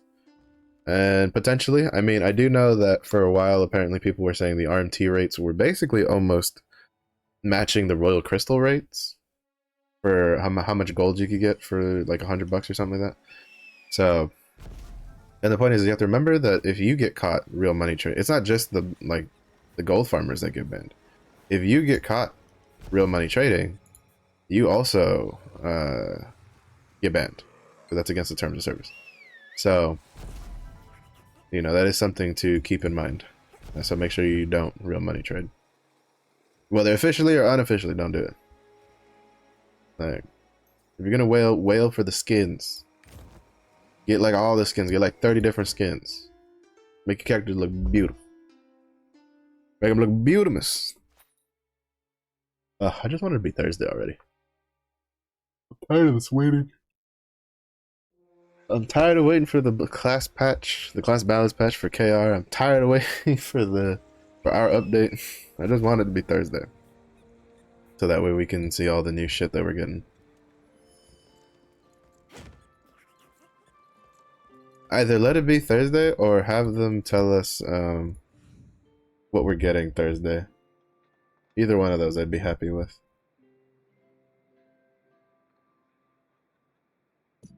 Either one of those I'd be very happy with. April 4th. I'm still holding hope that we'll get something today, information-wise. It's a little copium, but I'm holding out hope. Living on a prayer.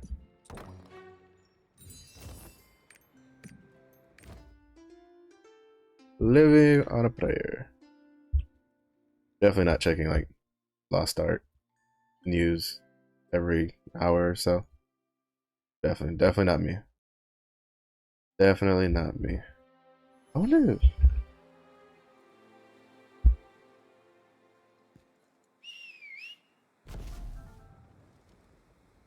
So they had the page up. No, they still don't have it up yet. So they have the selection tab ready, max roll for the Glaiver, but they don't have any of the builds up yet. I imagine they're waiting for like an official announcement before they put it up. Which is smart because that'll bring them the most amount of traction. Actually, I don't think it really matters for traction wise, because but it'll get them the most amount of whether likely. Granted, they'll get a lot, even if they put it up a little early. But I think the big thing is they're just trying to avoid people being like, "Well, this guy's had their Glaiver build up, and the Glaiver didn't come out, so because of them, and it's like they're probably trying to save themselves from that, which is smart, in my opinion. It's a smart thing to do. Because people will latch on to like the weirdest things as like confirmation. Like for instance, like we'll use the battle pass as an example, right? In the PvP video, they teased not only the battle pass, but they teased some summer skins. They teased the tuxedo suit skins and stuff like that. And which again, we don't know if that's what we're actually getting this month or if that's coming in the future. Or they're just showing like, hey, we have these lined up, ready to go. Um, but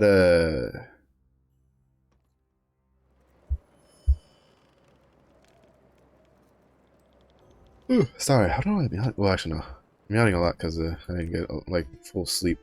But but a lot of people instantly when they saw the Arc Pass went to like the Korea version and looked at the price of the Korean version and went, "What the fuck? $50 for like the really premium edition that comes with like a skin, a wallpaper, a bunch of blue crystals, stuff like that." And like some guy put it on the forums, like he's like, "GG Amazon with your $50 battle pass," and Rox was like, "You might want to wait for like actual information before you start saying that." Because I have a feeling that ours probably isn't going to be $50, but it'll probably be like $40 for like the top track. Because people need to remember. So like, for instance, from what I understand, in Korea, the top premium track is $50. Well, it's like what, 49,000 won or something like that, which I think comes out close to $50 with conversion. But everybody has always stated that if you value the wallpaper and the skin, like if you value what's on that premium track is always worth more than $50. Because I think just in the blue crystal alone that it gives you back, it's like $50 worth of blue crystals just about. So you recoup your money. It's the same thing that happened with like the founders pack, right? The gold and platinum founders packs gave you back almost as much, well, like gave you back a majority of the money you spent in royal crystals. And even well, I'd even say even the silver pack too, because the silver pack gave you 1,000 royal crystals. um so, and that cost like, I think that was like $25. So you got almost half of that back in royal crystals. Like I still haven't spent mine though. I still have like the 1,100 they gave, because they gave 1,000 for when you got the initial. They gave another 50 at some point. Or no, was it one? No, it was 150. I don't know. Basically, I have 1150. That's pretty much reserved for, well, depending on what skin comes out or skins come out. I'll probably that's probably reserved for character expansion slot, because I'm pretty sure I'll probably burn that. I'll probably need one sooner rather than later, because I wasn't too interested in like, I was kind of interested in Arcana, but I wasn't overly interested in like in uh in Summoner too much. And then I started watching people play Summoner, and I was like, you know what, that actually looks kind of fun, to be honest. So now I'm kind of interested in Summoner a little bit more than Arcana, but that also has to wait because Summoner is another class that people were expecting some pretty big changes from the class balance patch. So I don't know what changes they would do, because I didn't look into Summoner at all. I don't know anything about it. Like, to be honest, I say this, but I have like 600 plus hours on the West client, and I don't know what changes they would do to Scrapper. I mean, as an overhaul point of view, I know like what individual changes they should do to Scrapper. Like, I really wish we could have something that's not True Rising Fist on Shock, like something to replace that, because I really don't like using that ability personally. We could use more super armor and paralysis immunities on more of our abilities for PvP, like stuff like that. But in regards to like a huge overhaul, I have no idea what they would change, because I think Scrapper is just fine the way it is, personally. That's kind of just my personal take on it. Some people may find it boring, but at the same point, I find other classes boring. Like, I don't think Sorceress is all that exciting to play, personally. Other people like it. That's, you know. So, but we'll see what they do. A lot of times, I tend to end up picking classes that, for the most part, aren't very, like, popular, I guess you could say. Because, like, again, the two classes I really I was looking forward to playing is Scrapper and Destroyer. Scrapper's kind of like average in popularity. It is a class that people want. Same thing with well, actually, it's kind of funny. It's because like in so I've mentioned it a couple times, but there was a really popular Korean streamer who I don't know who they are because I don't speak Korean. But people showed like the numbers from they did like a survey on stream, and it was like 8 to 10,000 people, roughly. I think it was like 8,500 people. I've heard differing numbers from different sources, but basically it was over 8,000 people. I know. I feel like that was like the one constant that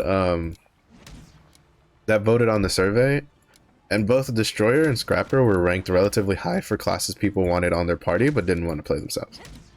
And I'm just like, fine by me, because that means I can get that mean I could get pretty good parties, you know, pretty easily.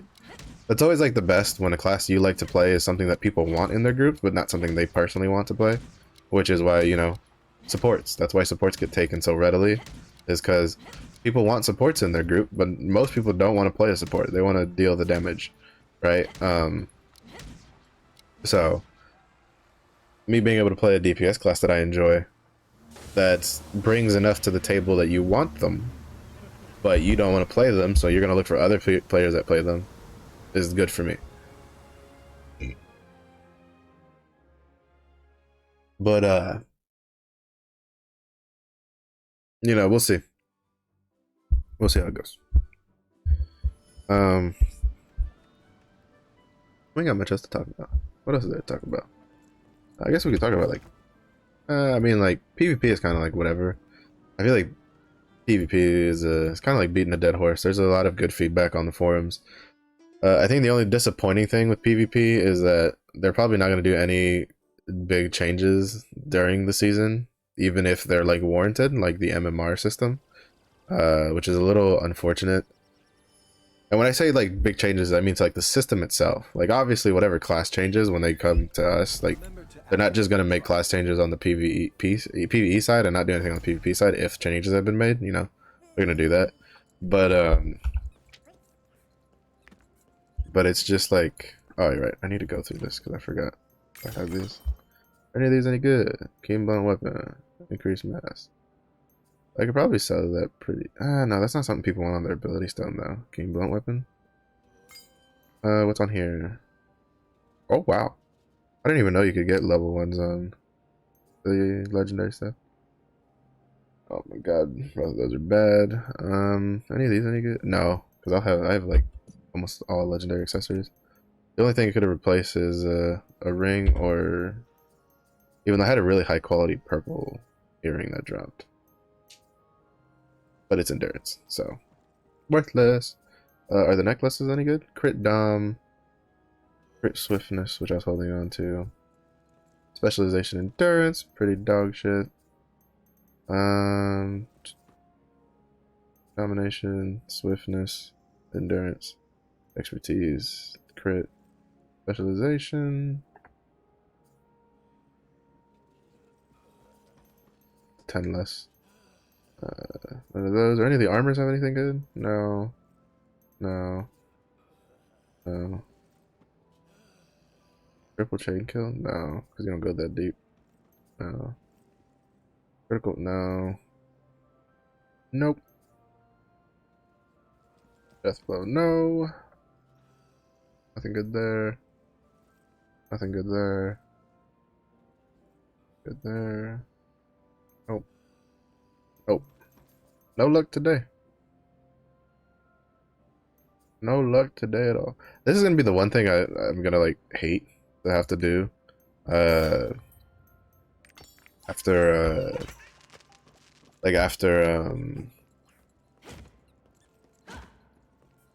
potentially after class balances, you might have to like reform all of your armor tripods, depending on what they change. So, I'm not looking too forward to that. I am definitely not looking forward to that. I mean, shit, I don't like doing it for freaking just to have taijutsu, the taijutsu build usable, let alone doing it for having to redo completely for my shock training stuff. But we'll see. I'm curious if we'll get 3 events on the reset though. This is something I was talking with a couple of friends of mine, is that, and I've seen some other people talk about that we don't know. So they always stated that when the Naruni Racing event leaves, that there would be another event to replace it. But we don't But they extended the Naruni racing event by a week, right? Like they never specifically stated that on the 14th of April we were getting an Naruni race or an extra event. They said when Naruni racing leaves, there will be an event that replaces it. Now, originally when they stated that, the end date for Naruni Racing was the 14th of April, which lines up with like about the lines up with like the update thing. But now they delayed it by a whole week. They added another week to it. So there is a chance that we might still just have these two events for the 21st till the 21st, and then it'll get replaced. I have my theory is that potentially we might get three events for that 1 week, specifically just to kind of like try to give people as many shards as you possibly can, because I feel like for instance, myself included, there's probably a decent amount of us that are saved up our auras of resonance till the very last day we can get them, which is tomorrow. And please don't tell me that's what I think it is. What the hell is it with the Deadeye? The Deadeye is the only character I fucking have that like has the highest chance of getting a damn gold seller's fucking mail. None of my other characters get mail as often as my Deadeye does. My Scrapper got it once, but my Deadeye has gotten it from like 6 different gold sellers at least in like the past month, and it's like, how? Like, what the fuck? Like, how the hell do they even get my name? Like, it's so annoying.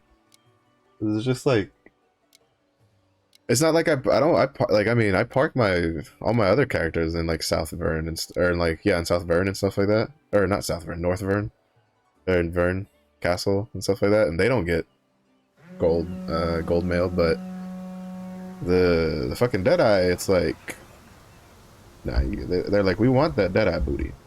We feel like you a Deadeye, you're gonna definitely want to spend some gold, and that's where you're wrong, bucko.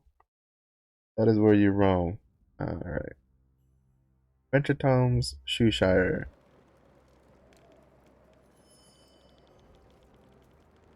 Just get that done.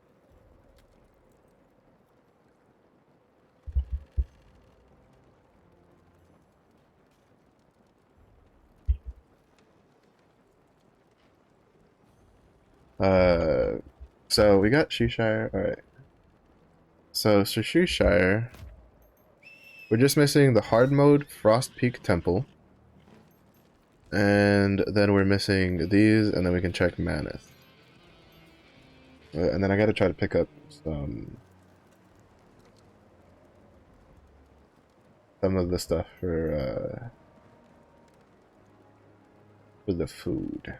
We're missing 2, 3, 6, 7.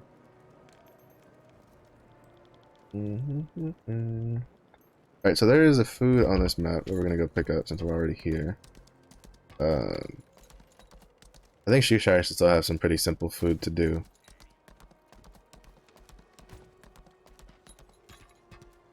Because it's still kind of, it's like in the tier 1 area, so.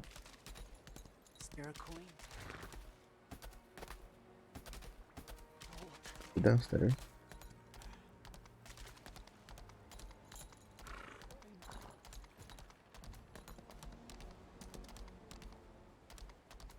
It's supposed to be like here.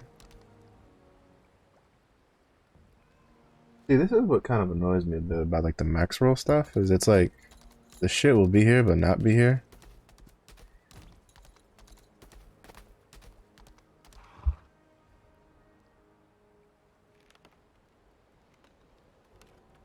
Let me see.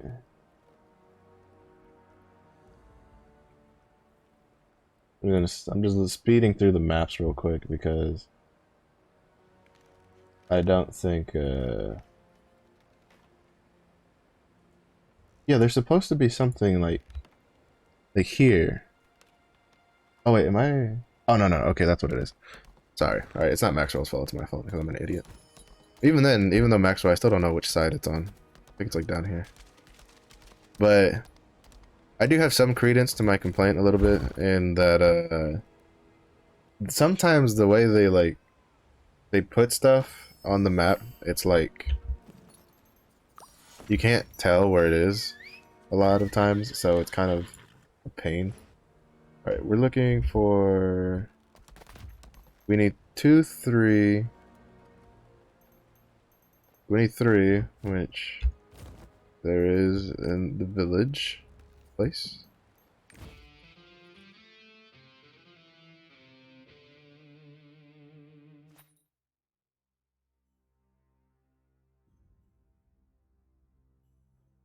In place, in the place, in the placey, placey place.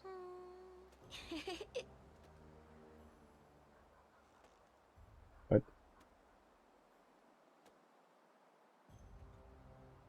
Alright, that was needlessly complicated. They were like, there's like a food thing that they're like, check the in-depth cooking guide. And like you go and it's like, oh, you can consume it without cooking it. And it's like, you couldn't have just... Literally, you could have just put consume credit. Like, you spent more letters telling me to go check a guide than you did in do it. Alright, hidden story. Sushire boys, 1 out of 2. Jarvan. I'll become strong one day and I'll change this kingdom. Yeah, right, you wish. But you're that determined, I'll heal you when you're wounded. Madnik. So. Oh, so these are probably, this is like when they were boys.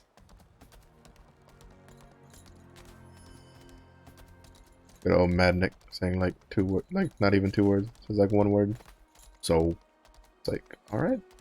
Good conversation. Good talk. And then the second part is over here, so. There we go. Scribbled on the tree bark. It looks like Yarvin recorded his thoughts on the day. Attendees: Orson, Yarvin, Madnik. Late night before the dawn. Orson: Mora joining us. We need a name for the group. Yarvin: Shoeshire boys? Orson: I've got no one to blame but myself for leaving the naming to you. Don't you know how hard it is to come up with names? If you think it's so easy, you can come up with one, Orson. The Daybreakers. What was that? That's better. Let us open a new dawn with our own hands. Madnik. Man, a few words, because he makes them count. Alright, and then the wrap-up is, Jarvan blushed as he read what the scribe said. The Shoeshire boys kept growing bigger and stronger until they became the Daybreakers.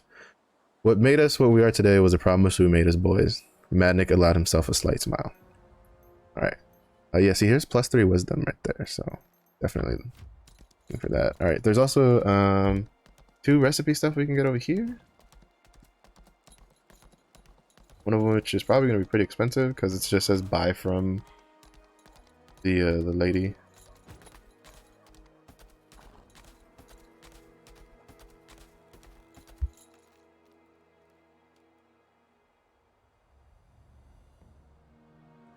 What the? Oh, that's just, they kind of just fucked up there in general. So they have it. Oh, or maybe it's I don't know. That's weird. Like, why is it? Please. Oh, I don't know. I don't know. Sometimes they do weird things in this guide. Prosper.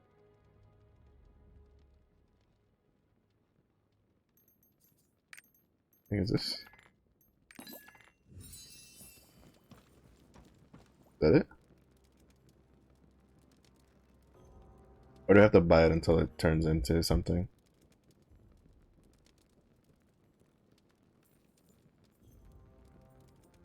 Oh no, I think someone bought it. Oh no, here it is. Oh.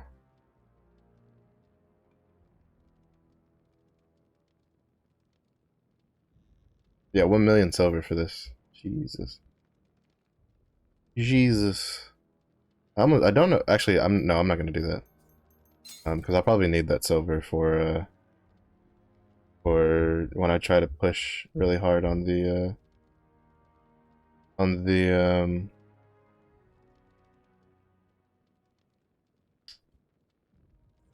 buy this one, just get it over with. On the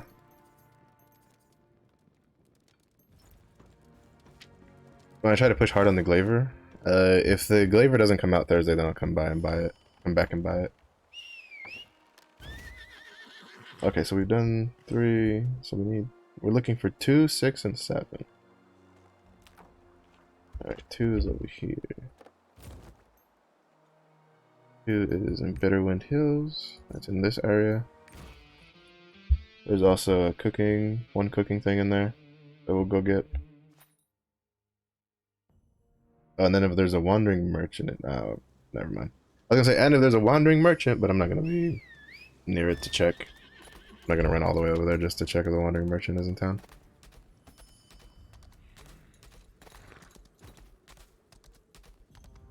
Put it what now?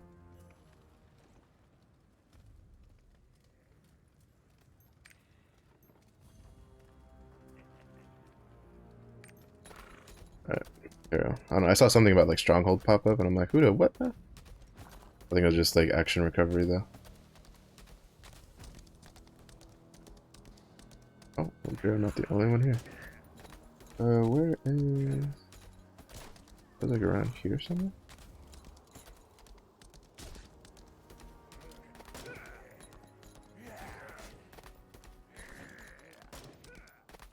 Over here? Oh, over here.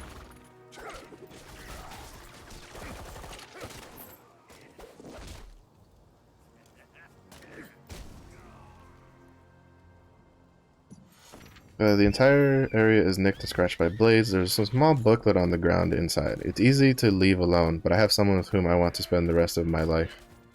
Just 17 more until I can free Glenn. 17 more to kill, then we can both be free. True freedom means to meet a brighter tomorrow with a loved one. Thus for me, my freedom is found in Glenn. Oh, my lovely Glenn. For Glenn, I would do anything. Sounds a little creepy, I'm not gonna lie.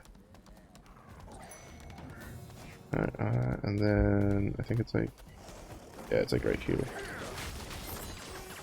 With that, are you really gonna like interrupt? Okay, no, you're not. I was gonna be like, are you really gonna interrupt me? Alright, wolf meat. Nice, those were quick and easy. Frostbite. Alright.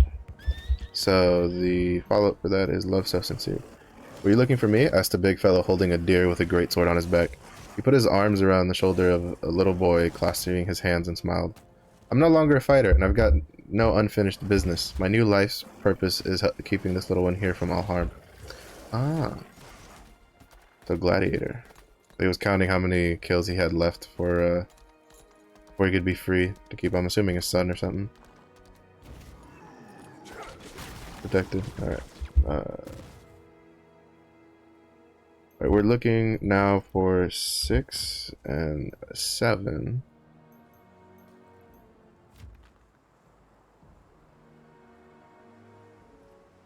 Nothing there. Alright, so 7 is Lake of Eternity, so we're gonna, yep, I knew it. Like, with how long it took me to find that they were gonna spawn back. We'll start over here.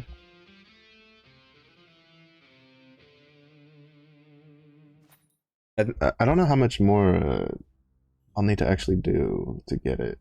I think we got most of the stuff. But there's still one more ingredient we can pick up. And we won't have to worry about Tarsilla spawning. We're at 67%. So we'll see how much more we have to go for this. Okay, yeah, I have to go up the ramp. So again, we're gonna do Shoeshire, and then we're gonna skip over Rohendel, and I'm gonna swap to the Scrapper and then go do Yorn because Rohendel has a lot of stuff that I've already done pretty much all the super easy stuff for the most part.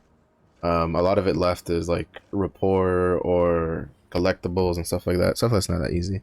Alright, Tarsilla's Lullaby. Once upon a time, a mystical witch lived in this land. She knew her power terrified others, but she kept herself in the land of frost, living alone. Then one day she met a small child. The child's parents had abandoned him, and he was shivering in the cold. It was the first time the frost witch held hands with someone else. More to the story. We go over here.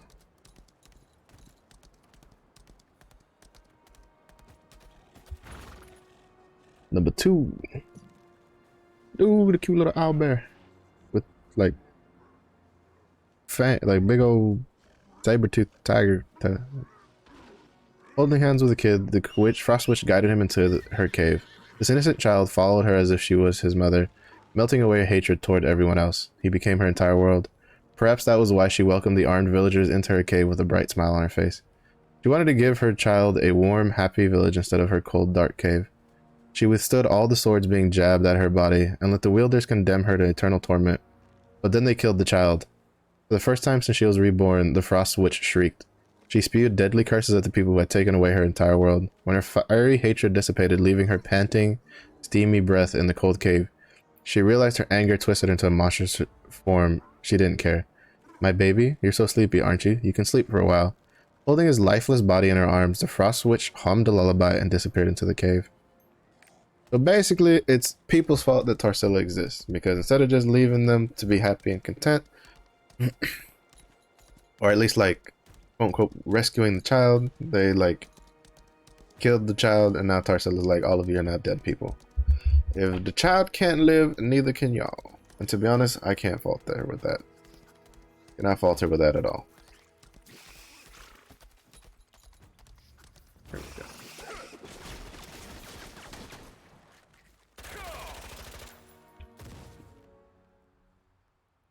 Should be able to pick this up perfectly fine. Yep. Frost spider egg. Let me consume that. It's another one.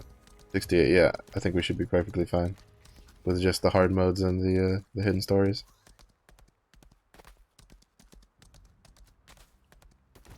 Alright, and this is the last one for 7.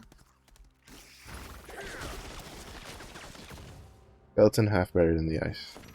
Tarsila's lullaby. Spider cocoons are everywhere around the small corpse that's only half as tall as a grown man. They start vibrating and squirming as a sad singing voice reverberates through the cave. And then the lullaby. The gamblers' chat continued on until dawn. If you hear a strange melody near Lake Eternity, don't fall asleep. What happens if I do? You'll become the vessel that carries Tarsila's next baby, a non-decaying corpse that a cute white spider will be born from. Oof. Okay, then Icewing Heights, yeah, it has 6. Oh. I was trying to, like, throw my, I was trying to throw the spiral tracker to kill them, and then, like, I forgot I was on the horse. So I did the animation instead. Oopsie.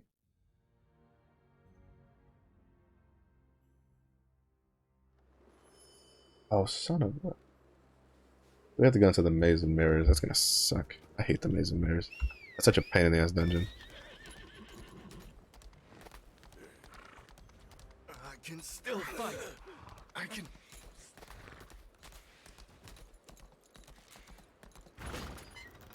I also find it interesting that, so I saw a lot of people suggesting to, like, skip Rohendel and Phaeton when they did things, but I don't think you should skip Phaeton. Personally. Actually, I don't think you should skip Rohendel either. To get access to Nightmare Palace, but to be honest, it's because it's not that bad. But I do think that, like, Phaeton, Sea of Indolence, the first boss, is something that you can keep, or like Sea of Indolence, which is the first phase, the first, like, I guess phase you can say for Gate of Paradise raid, is it's something that you can keep doing until like 1370. Like 1370 is the cutoff. I led it to my friend.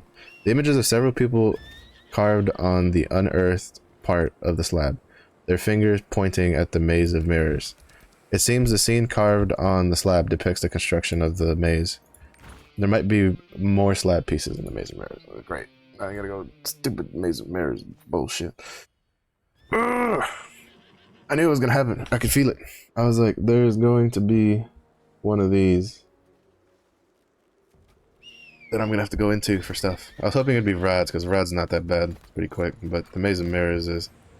It's a little annoying simply because there's a lot of areas you have to, like, interact with things. I think there's like at least one area where like it doesn't tell you that you need to kill the stuff, but you need to kill the stuff. To proceed. But once we finish with this, we can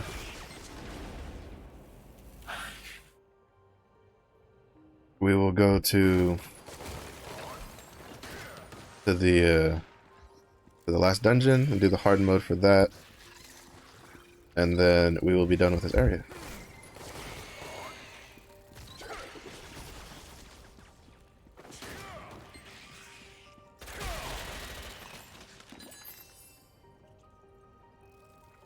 So don't touch me.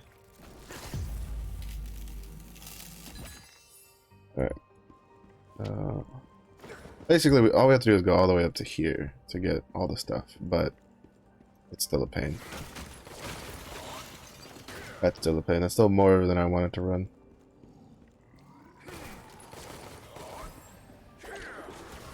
Especially because, yeah, because of this.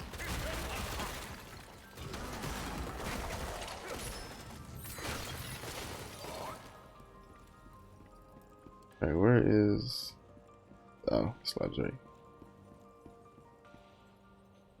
Yeah, because those gates basically keep spitting out enemies. The letter to my friend. This half of the stone slab depicts an old man standing in the maze, holding up an image of the sun. One of his fingers is pointing to the glass crystal located deep within the maze of mirrors.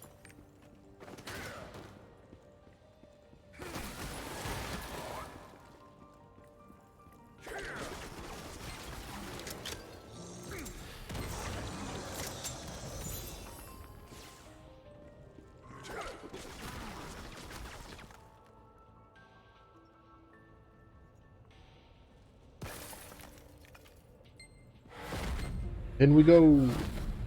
Mamma mia! Alright, luckily this was pretty quick. For this part at least. Letter to my friend. I've received your message that you're about to enter eternal sleep. I've forgotten how short human life is. I'm not immortal myself, so I'm going to find a place to hide. As you know, I'm quite capable for Yaz. As long as I'm alive, what you're worried about won't come to pass, so rest in peace, my good friend. And the wrap-up for that is... The other half of the relief's stele was discovered in the maze of mirrors inside. It contained a letter sealed with the emblem of Lutera. I've received your message. You're about to enter... Blah, blah, blah.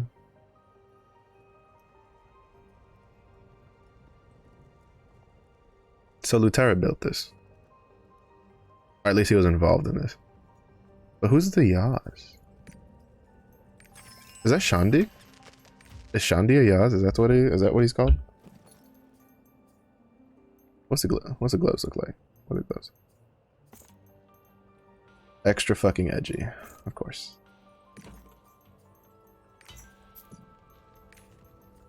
I'm telling you, like Deadeye, it was kind of like I have no idea what they were trying to do with it.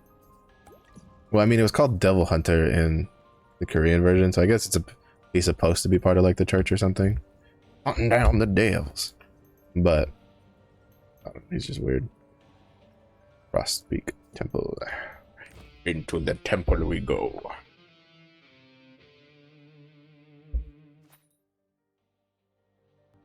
But yeah, it's not bad. Getting a lot of this stuff done now. Again, we get a lot of this stuff done now. Then in the future, when we're working through all of our reports and stuff, we don't have to worry too much about like virtues and the like.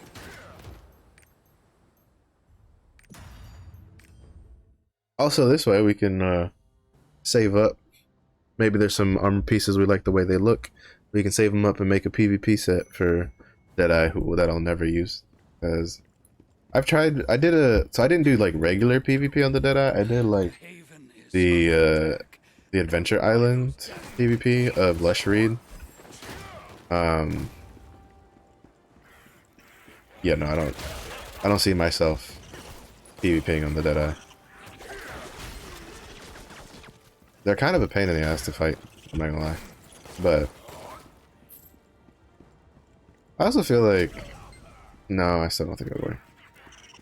Like part of me was like, I still feel like maybe they should allow like you to have your class engraving.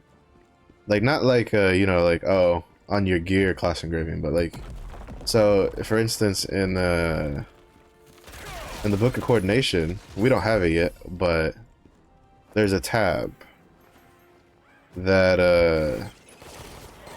that lets you select for Legion raids, and oh, it won't let me open it because I'm in an instance. Where is it? See Book of Coordination. See this Legion raid right there? That lets it so that you for hell modes, that'll allow you to set skill points, that'll allow you to set stat points, that'll allow you to choose potentially in the future, like I don't know if we'll get that version right off the bat, but in the Korean version you can choose what sets you want, stuff like that, and you can choose, they give you a certain number of engravings they allow you to choose, and it's like the function is in the game, right? It's part of the game. So I wouldn't be surprised if maybe in the future they decide on adding that to the PvP side of things, and just let you select like one class engraving. Because I feel like, well, to be honest, I don't know if that'd be a good idea either. Because some classes get really fucking crazy with their class engravings. Like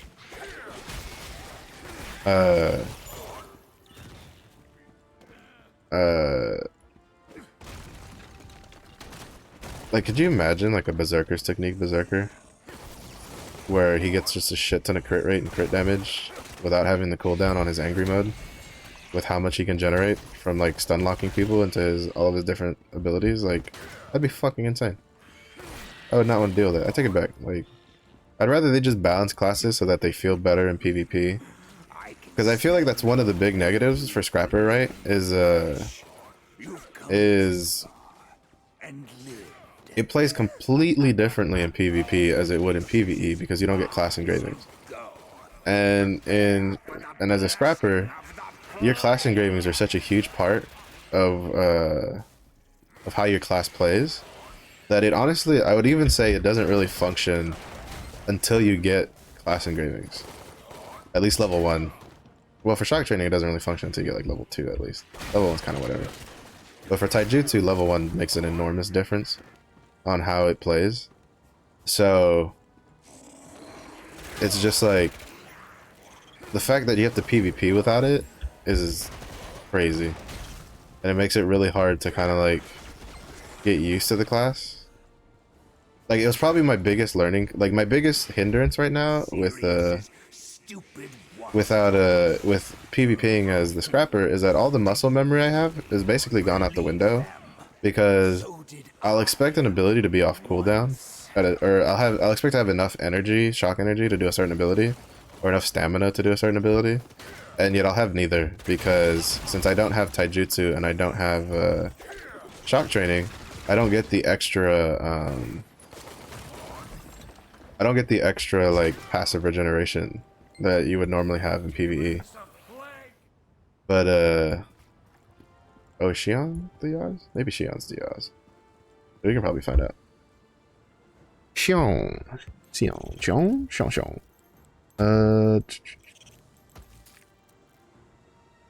Servant of Sirius after receiving an oracle. Yeah, I think Xion's the Yaz. Because I think he's the one who leads us to the Maze of Mares. But yeah, so a lot of like the muscle memory you build up, like regardless of which style you play for taijutsu or for Scrapper, all that muscle memory kind of just goes out the window, because it plays completely differently, right? Like, meanwhile, if you play Berserker's technique, Berserker, you kind of know how to play, but everybody and their mothers plays Mayhem right now, because that's kind of like the stronger, easier to build, like everybody wants Berserker style. What did I miss? Oh, these guys. The guys that were slow to the party.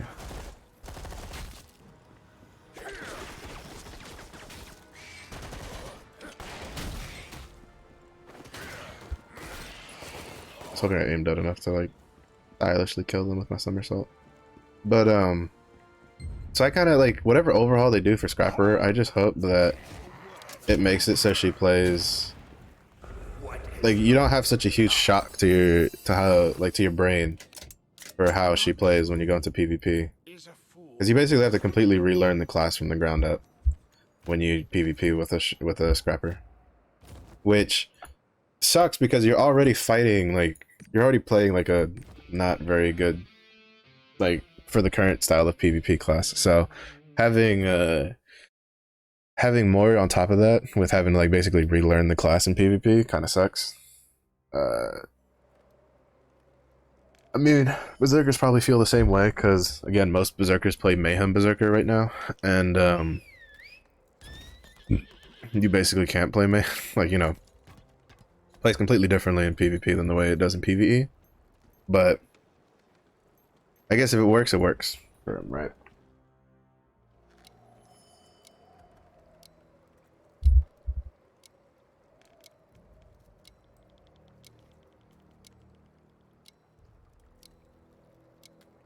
I do know PvP wise, I think probably a guaranteed change that might come sooner rather than later is the effectiveness of shields in PvP is kind of insane, and damage reductions is kind of crazy to the point where, especially for solo queue, if you get unlucky and you get into like match made into a comp that has like 2 to 3, like each class, like 2 out of the 3 classes have like damage reductions, and I'm not even talking about like supports, right? Because like there are DPS with damage reductions. Like I think Soul Fist is one that has a team-wide damage reduction. They do stuff like that. It's so hard to like push through that if your team also doesn't have some form of like generally an equal amount of damage reduction. All right, let's check out what some of this looks like. The gun. What's the gun look like? Okay, the gun looks like ass. Good to know. Give me back my other ass gun. What's the shoulder pieces look like? Not my taste. Closer to my taste. Oh, I have a dapper hat on, so I don't need that. Oh, where the hell did this come from? Shit. I'll take that. I'll take that any day of the week. Free stuff, baby.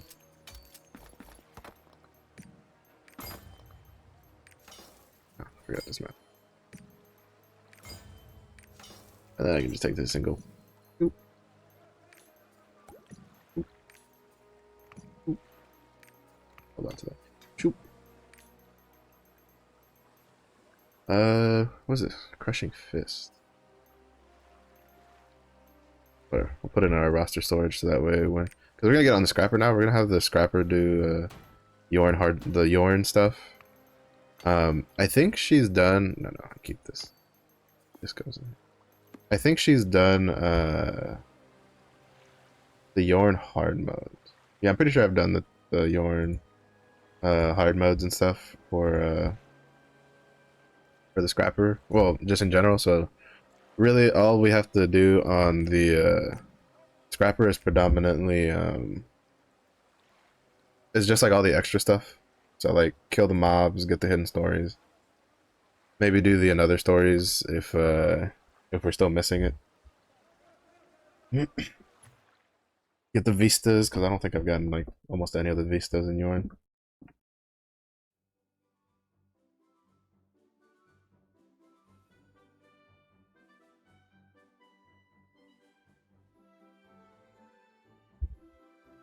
Da, da, da.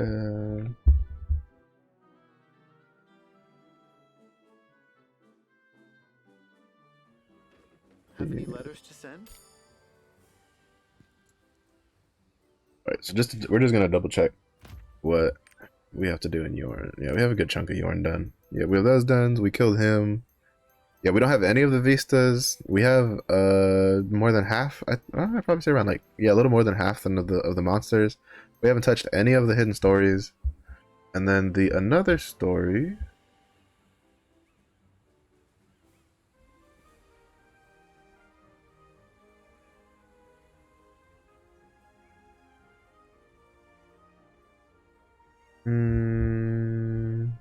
Where's the another story? Here we go. Ancient treasure. Hidden. Oh, okay, okay, okay. I know where to get this from.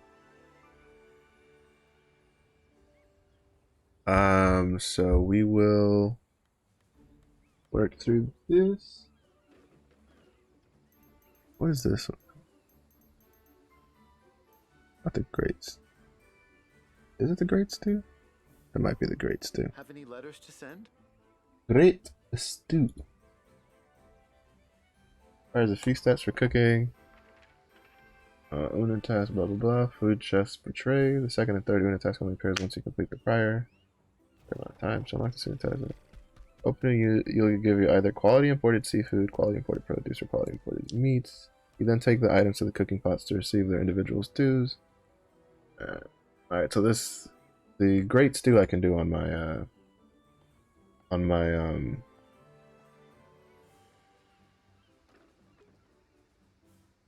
whatchamacallit, on my striker, because he should have enough chests to do it. Acquire fresh whatever. Use it at the cook to craft peppered. On crit craft, you'll receive craft warm skin. Oh wow, that's gonna take a while. I'll worry about that later. We'll worry about that later. I don't know how much of the Yorn cooking ones we'll get, because that's kind of where they start being a pain in the ass, is Yorn. Letters to send? So let's get started.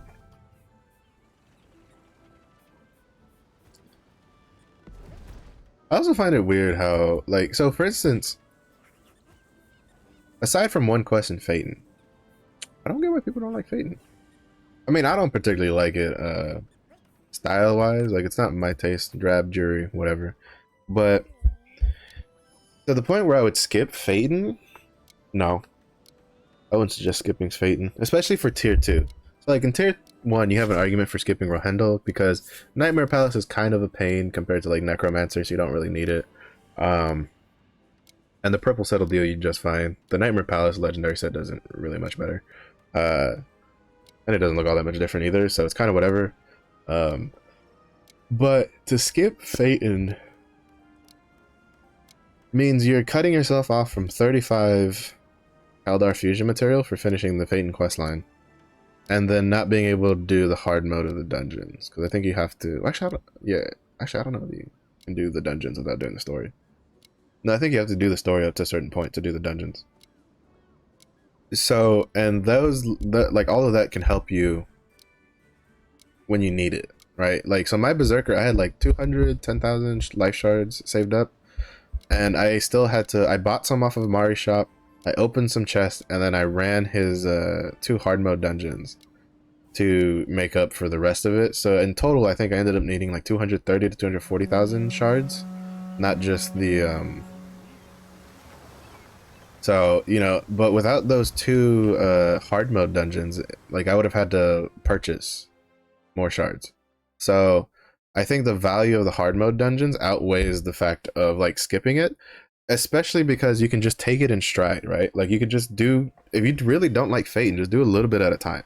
Like, don't start off like going super apeshit bananas on it. Like, you know, if you can't stand doing Phaeton all at once, do a couple quests here and there, right? Do, like, you know, 30 minutes here, 30 minutes there, slowly work on it, because that ult's gonna take a while to get to tier 3 anyway. You can slowly work your way through Phaeton, and then when you finish Phaeton, you then have the 2 hard mode dungeons you can do, and then while on top of that, you also get access to Gate of Paradise, which, if you're being particularly lazy like I am, you do Sieve of Indolence on your alts once a week to generate extra income. And really, like, I don't buy the boxes on my alts.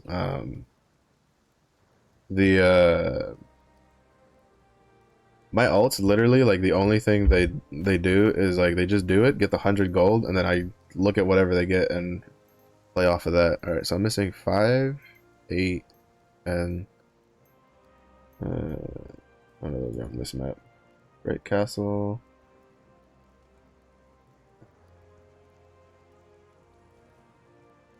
Oh my god, there's so many of these, like, buff things. So many of these buff things. It feels like I'm really, like, to be honest, I can already tell this is kind of gonna get on my nerves, simply because Simply because the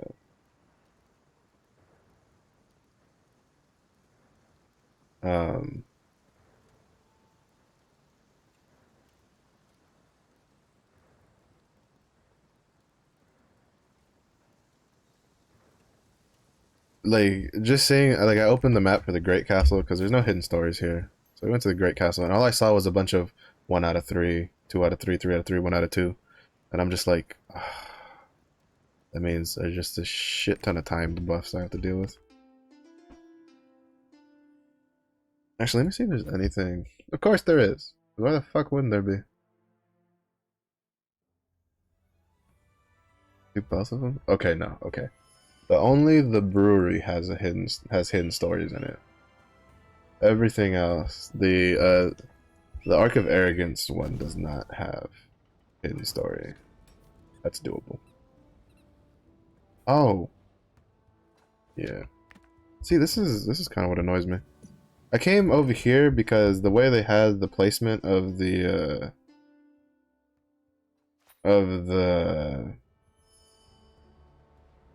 like the zoomed out map was in a like it was on the right hand side of the map. So I thought it was like the bar on the right hand side of the map. Then you look at the arrows and the arrows are like, no, this is here, here, here. I'm like, bruh. Are you kidding me, bruh? What it do? Alright, what am I looking for? Over here in the corner. There it is. Soaked journal. Makar's bachelor party. Makar was arguing with the quarry manager, his face red from anger. Starting today, I want you two to exterminate those strange monsters that show up. No, I'm not going to work with this woman. This is insulting. I can't work with this old man. It's morning and he's already drunk. Oh, old man? Old man? I'm not an old man. I'm not even old enough to marry yet. No, you're too old to marry. What did you say, you skinny old hag? She drew her sword, bringing it to Makar's neck. Say that again. The manager scratched his head, looking perplexed. Can't you guys work together for just 1 week? It'll be done before you know it. Puffing and puffing, the two walked toward the Black Anvil mine. The beginning of an enemies to lover story. Dun dun dun. You're wrong. Arcasium is the. See, I was right. Now buy me a boot. Now we gotta go all the way back here. I think this is we have to go inside of his like secret little library thing.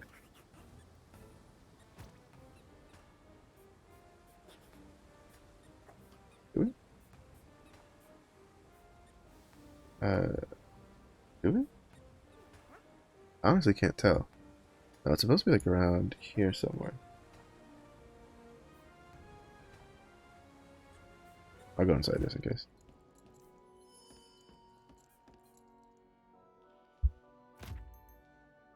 The Queen of Bavaria. See, this is kind of what I'm talking about. Like, this. All right, so like the Shoeshire one, I'll kind of give it to you, right?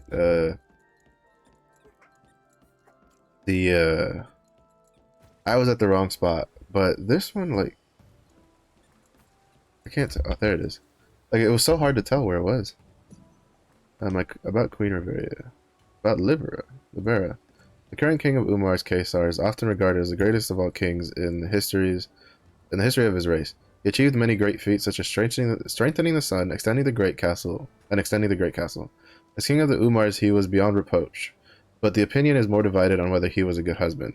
Orin's great king Caesar assumed the throne at a young age and married Queen Libera, who was called the son of Yorn due to her beauty.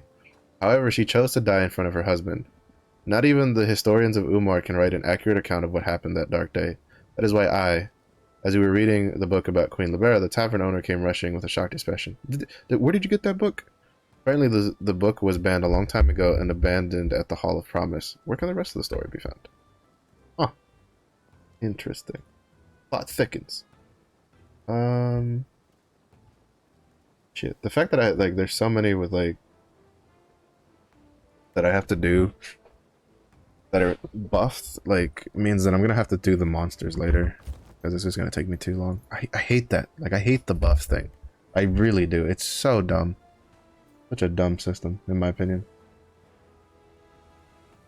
2 out of 3, 1 out of 2. Jesus Christ. Yo, Yorn's Adventure Tome, like, is gonna make me flip shit. I'm not even gonna lie. With the hidden stories, like, can they just go in order? Like, bitch, just give me the damn hidden stories in order. Oh, God. I'm gonna go over here. This sort of thing never happened. I go over here. Oh no, it's not here. It's in the other. Shit. Kentucky a mushroom. Here. There it is. Journal was written by a quarry worker. McCar's bachelor party. The quarry manager was right. The week went by really quickly, and it was already the last day. For 6 days, McCar and his partner never talked to each other. They didn't even let out a scream when the strange monster shot out of the ground because they didn't want to show each other any weakness. They fought the monsters together in stubborn silence. Surprisingly, they were perfect together. Kahuntar, who had been telling the story with enthusiasm, stopped to say, when she used Makar's head as a springboard to jump and cut off the monster's head, man, I just fell in love with her. That's when I knew she was the one for me. I had goosebumps all over. Makar persistently wooed her until she gave up and said yes. She and Makar were like a pair of wolves that growled at each other one moment, then licked each other the next. At last, Makar decided to pop the question in Iron Hammer mind.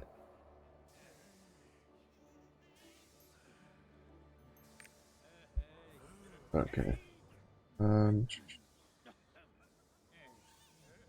So we can't do 6 yet. Because we need to do the brewery first to get 6. Queen Rivera was number 1. 7, 3, 4. We can get the first one for number 3. I'm telling you, having to like manage all these timed buffs and all this shit is so annoying. It should have just been a really quick, like, I don't know why they couldn't just do like a checkpoint thing in the book. Just like check, like what they could have easily just done is just, you have a bar here, just have it fill up as you pick things up. And I don't personally see what would have been the issue with doing that. No, not that. This one. The incredible song. I asked the miner about the song that Umars in the tavern sang. The miner began singing and dancing happily. In the beautiful land of Yorn, in the subterranean world, the great son Umar made his home. He built a country with gold as its ultimate ideal. Or he built a country, yeah, with gold as its ultimate. Great miners were born generation after generation. Hey, Ever the great miner, Sarah the snub nose, Over the I only mine gold. Hey. The lines didn't seem to match what the Umars sang, though. It might be best to check the Iron Hammer's mine as well. Let's see, Iron Hammer mine. 2, 3, 3, 3. Next to this. I'm not even paying attention to the vistas because again, there's so many buffs. Like all these buffs and having to restart from scratch with the stupid hidden stories. Like, just get the hidden stories out of the way and then go and do shit in order. Because like, you're just gonna drive yourself up a wall trying to do multiple things at once. And I feel like Phaeton's probably gonna be the same thing. Because Rohendo like drove me up a wall with that shit. Where like, so many of it had like the buffs and then you would lose the buff and it was just like... It was not... Oh, Jesus Christ. Also these numbers, like, God. Just put the number on the fucking thing. I don't need that. Don't use the exclamation point. Makar's bachelor party. For her, Makar ordered a proposal ring with the ore he mined himself, with the most precious and sparkling gem. It would have fetched quite a high price in the mines of Yorn. Staring at his completed ring, he imagined how touched she would be. But the ambitious proposal failed spectacularly. She did not shed a tear, nor did she laugh. Looking at the ring bearing the fist-sized ore, her eyes burned like molten steel in a forge. Makar's excuse was simple. Processing the ore would have depreciated its value. Makar tried his best to fix the situation, but it was useless. The real ring is somewhere else. Seriously, stupid Umar. The ring, rough like Makar's own heart, could only be used as a decoration. So he took a whole piece of ore and then just stuck it on a ring. And was like, yeah, definitely. This is for you, baby girl. You know? This is for you. Bro, like, even as a dwarf, there's no way you would be able to wear that. That just hurt.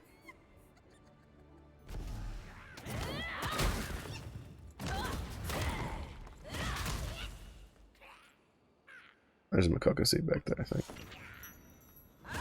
I asked an Umar Weaver about the song that the Umars in the tavern sang. The weapon craftsmith said it was his best song and started singing and drumming on his belly. In the beautiful land of Yorn, in the subterranean world, the great son Umar made his home. He built a country with the hammer as its ultimate ideal. Great craftsmen were born generation after generation. Hey, Gelar the godly hammer, Tamar the gold hand, Javert the brilliant artisan. Hey, I asked him if he changed the names in the song. He said those were the names from the original version of the song. And I'll read all the stuff later. Is there anything else here for hidden stories? No, there's not. So give me some free space so I can get the fuck out of here. All of promise.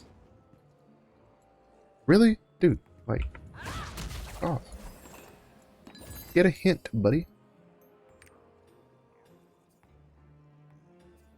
You two. Don't. Oh, you son of a bitch. I'm telling you, like, some of these maps sometimes, dude. Some of these maps, they make me want to beat something. It's gonna, don't you? Oh god, if that had like interrupted me again, that would have tilted me more than when I was losing all my MMR and PvP. That would have tilted me so fucking hard. Okay. There we go. Someone hid this forbidden book here. In the now forsaken land, a long abandoned book about Queen Rivera turned up. Regarding Rivera. In life, Queen Rivera craved King Caesar's love. She spent huge sums of money and staged elaborate events to draw his attention. However, all her attempts failed, and she grew lonelier by the day. The night when the Queen Rivera took her life, the only other witness besides her husband, Caesar, was a young servant. He remembered the day as very cold and dark. King Caesar and Queen Rivera were sharing a cup of tea when she suddenly decided to climb to a high vantage point. It seemed to be one of her usual antics to get his attention. I don't want to feel lonely anymore, the queen said. I love you. I loved you. Please remember me till death. With that, Queen Rivera jumped. It was the last the world would see of the beautiful queen. It happened so fast that neither Caesar nor the servant could stop it from happening. From that day forward, King Caesar suffered from terrible nightmares. Alright, since we have no buffs, now we'll read what we got. Makar's bachelor party. The day after the huge bachelor party, Makar was standing at the entrance of the village plaza in a traditional outfit, slapping his own face to sober up. The joyful music began and the wedding ceremony began. The bride appeared and Umar started whistling and cheering. She was twice as tall as Makar, and her skin was pale white. It was truly a peculiar sight. The groom's guests were all Umars. The bride's guests were all Sylvans. Makar slipped a small, very exquisite ring on his bride's finger, one that fit her grace much better than the engagement ring. The bride flashed a radiant smile. The guests started shouting kiss, kiss, and the bride knelt down and gave a kiss to Makar. Makar swore that he would shave off his beard if she asked him to, but the rest of the guests were doubtful he'd go through with it. Nevertheless, the bride never had the slightest doubt that Makar was going to love her for the rest of her life. Oh, interesting. No wonder she was definitely not happy about the giant piece of ore on the ring. Alright, Queen Rivera. The tavern keeper asked that I keep it a secret that he had the forbidden book on Queen Rivera. I said to keep my mouth shut if he told me the rest of the story. The tavern's keeper let out a sigh and opened his mouth. After that, the rumor spread that the queen's ghost was wandering about the great castle. She was seen most often near King Caesar, and it was then when his majesty started looking gaunt. That was over 3 years ago. I could never understand what happened. They were such a loving couple. In our view, his majesty was a sincere husband to his queen. She was the only person in the world that could put a smile behind his beard. I bet that's why the queen's chair is still vacant to this day. How come she was the only one that couldn't see how much she meant to him?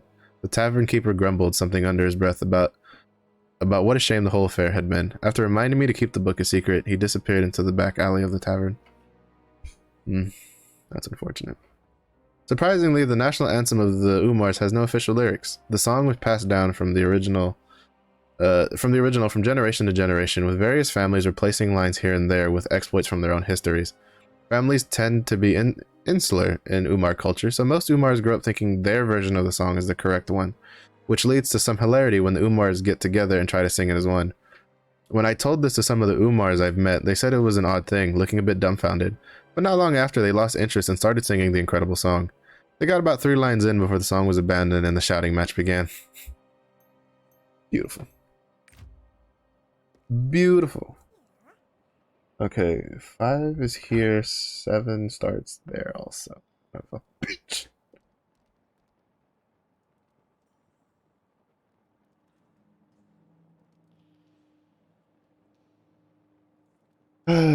All I see is a lot of 1s out of 3, 1s out of 4, and it makes me want to cry.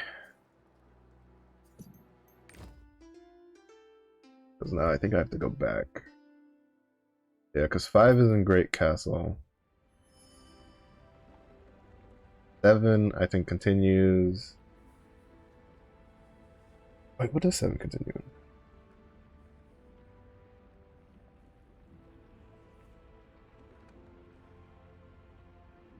Oh, 2 of 7 are in Hall of Promise. Oh, there it is. Okay. We're gonna go get 5 first. Because for 7, I'll have to go in a circle anyway. I went to the wrong one for 7 anyway. Because for 7, I have to go from like here and just run up here and then come back.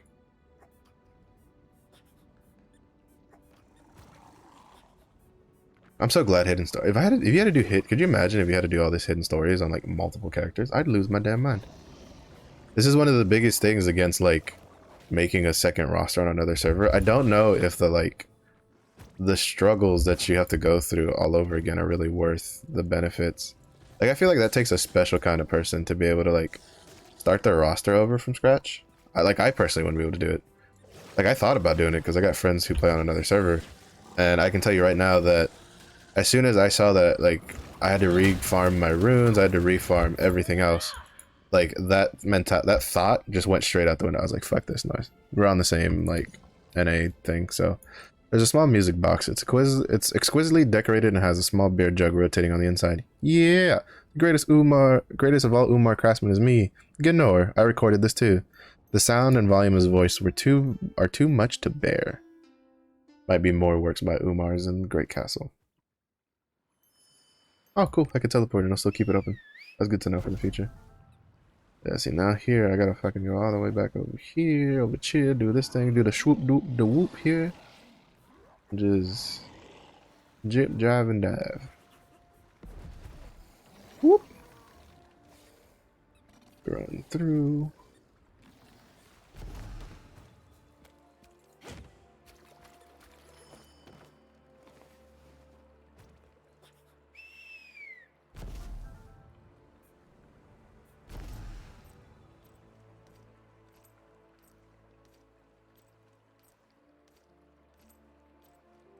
So we'll get 7 here, and then 2 out of 3 there. And we only have 8 minutes on the other buff, so we have to go, like, hopefully this buff is longer, because that's the other thing that's annoying, right? Is some buffs you get 20 minutes, some buffs they give you 8 minutes. I have no idea how the hell they decide what's fair, like what is 8 and what's 10. I feel like part of it might just be that they're like, someone went, fuck it, they only need this, you know. You can easily get this other one without killing stuff or some shit like that. And I'm just like, whatever. Yeah, see, this one has in 10 minutes, like, what the fuck, dude? So annoying. Like, they can't even be, uniform in how much time they give you in the buffs. Whatever. History of the Umars Volume 1. The Umars once lived above ground, but even with their superior technology, they couldn't stabilize the capricious weather. Their king at the time, Kahumbar, made an important decision. The Umars should go underground. We will use our technology and skills to dig the ground and build a new kingdom below the earth. We've got the ability and the experience to make that happen, and our new subterranean world will be overflowing with blessings of our god Arcturus. All the Umars went wild at Kombar's declarations. Then they started digging into the ground, and they started trading with all the surrounding kingdoms. They sold everything: their talent, technology, and even their souls. Where is? There it is. Okay, this one has 20 minutes, so we can go to the Great Castle one. Volume 2 of the history of Umars. The Earth God Arcturus gave the Umars their finest talent, the power of creation. They used it to dig into the rock and soil, eventually building a massive kingdom underground. They dug wells and even created artificial sun to control weather. Once they established a livable environment, the Umars moved on to erecting a massive castle in their subterranean kingdom.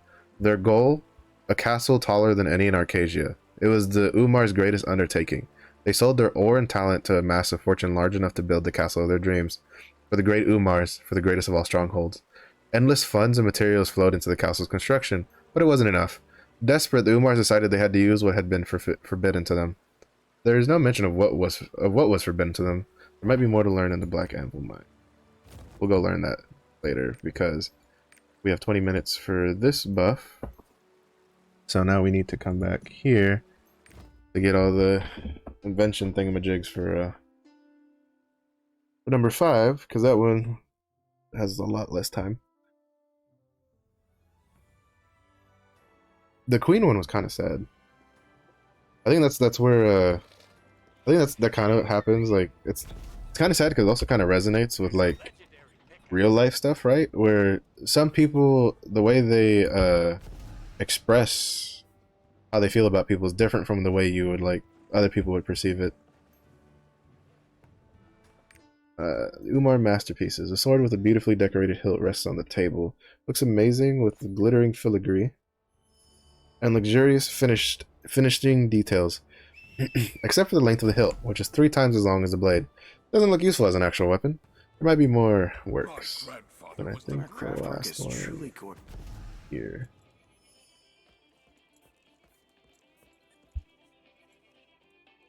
Giant construct. This is a huge construct. It looks majestic, covered all over with expensive looking gemstones, magic treatments, and ancient hieroglyphs. The construct mouth opens. Telgir, the greatest of all Umars. Telgir, you rule. You're the best. Telgir, I love you. Telgir, you're Yorn's greatest artisan. Please take me. Doesn't seem to have any other functions. Alright then. Bunch of fucking narcissists. Alright, Black Anvil Mine. Do 7.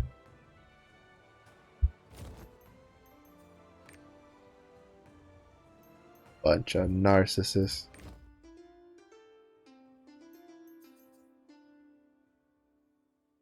And then after that, we'll go to Iron Hammer to finish out 7, and then I think we'll go do the brewery one. Because the brewery one starts 6 and has all of 4 in it. But we'll do that after we finish 7. Because I definitely don't have enough time. I definitely won't be able to run the brewery. The brewery is one of those that has a... It's like, it's kind of like a Maze of Mirrors, but a little less pain in the ass. But it has a lot of, like, stop gaps that you can't force through. Like, you have to wait for animations, you have to wait for stuff like that. So we'll do that, we'll do that later.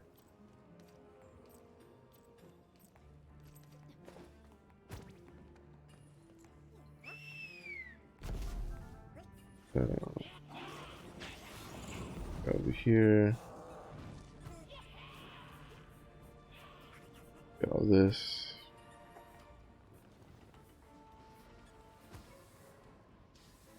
Where is... There it is. Yeah, we have about an hour. Alright. I'm gonna try to tie it. Yeah. We have about like an hour left. So we should be able to get through Yorn, and then we'll save Phaeton for next week. Or tomorrow. I haven't decided. I might do Phaeton tomorrow. The Umar gramophone plays a conversation from the past. No, your majesty, we can't do this. Arcadia is at war, and they're demons. Shut up. We're so close to achieving our dreams. How dare you try to ruin it? I don't care if they're Sylvans, humans, or demons. We'll make anything for them so long as they pay us. The gramophone stops. Must be another gramophone. Oh, so basically this is this is what led them to creating the Velcruz. Was their king's greed to really? There's none down here. You're gonna make me go all the way.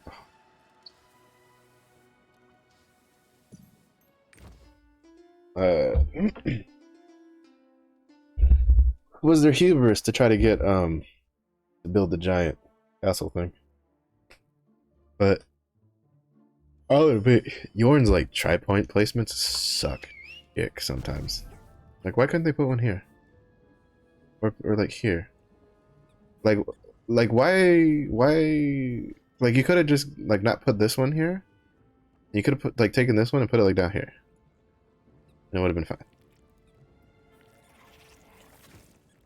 But no. Like, and there's even a little, like, pound thing down there. Even though I think this is where you pop out of after doing the, like, that Telmar instance, solo instance thing in the quest. So maybe that's why.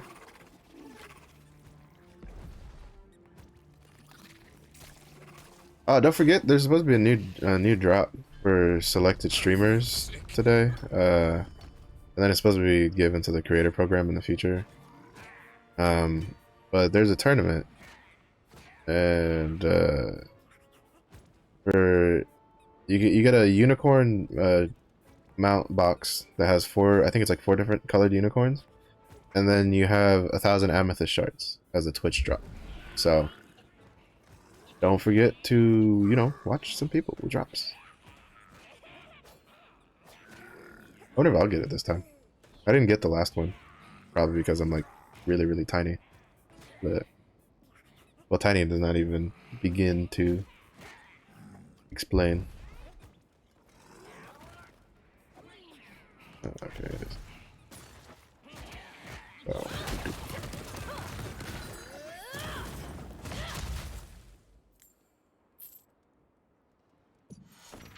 History of the Umars. Also, I'm just going to teleport so I don't get hit with it. The Umar Grandfather plays a conversation from the past. We're blessed. The Earth God gave us the desire to create and the skills to make these things a reality, but he didn't tell us about the good and evil in our creations. I despaired the moment I saw the sword that Galator created. I realized how insignificant my skills were compared to his. Sacria's holy sword. I created hundreds of swords, and none of them were matched the sheer sense of nobility of that sword. That was why I accepted the demon's proposition. A sword that can cut through anything. Still, I doubt it'd be as good as Galator's. But my sword will continue to grow stronger. It'll devour its user and sharpen its blade against their soul to complete itself. I'll become one with my sword. I'll become its first kill, to do what even Galator couldn't do. I will achieve everlasting greatness. There are some unidentifiable noises. Then there's the sound of something dropping into the furnace. Then there's the Umar's screaming laughter, which suddenly stops and the recording ends. See Umar masterpieces. Hilda, a researcher studying Umars in the Hall of Promise, shuddered. Umars are known to be the best craftsmen in Arcadia, but there's something people don't know. Most of the things they make are garbage. All I learned from my research is that the only thing Umars are really good at is boasting and bragging. Umars took up all kinds of jobs to fund the construction of the Great Castle. One of the jobs was an order from a demon to craft a demonic sword that would eventually bear the name Velcruz. The sword was sealed away after producing countless victims, but I fear the Umar and folly that created the sword in the first place can never be sealed away. The blessings bestowed upon us by the Earth God are truly precious, but sometimes I think along with the blessings came the curse that makes us crave forbidden powers. Alright, now we're going to go do the brewery, because the brewery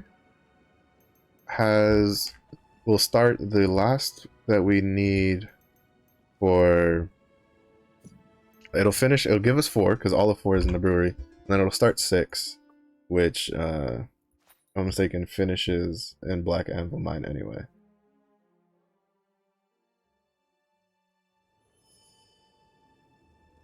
So, we're just gonna run it on normal,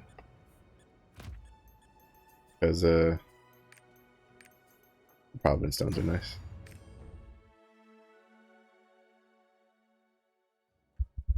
This would be quick and easy.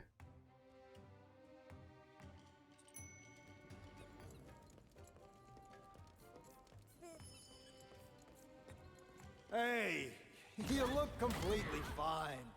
Before you go investigating, just have one Back to him and then drink the thing. Stop being a stickler. This is what kind of slows down Before you go. the brewery. Bjorn's got the... Is you have a lot of like stuff like this you gotta go through.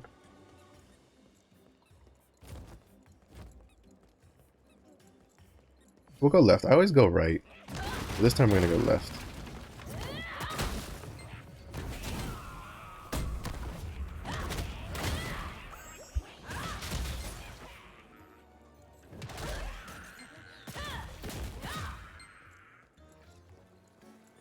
Going left. Enough! I'm in there.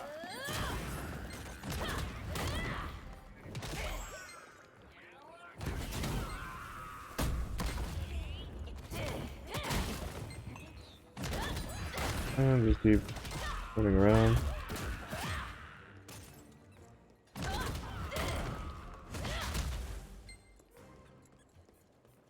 Chicken that requires a snack. More like a chicken that requires a smack upside the head.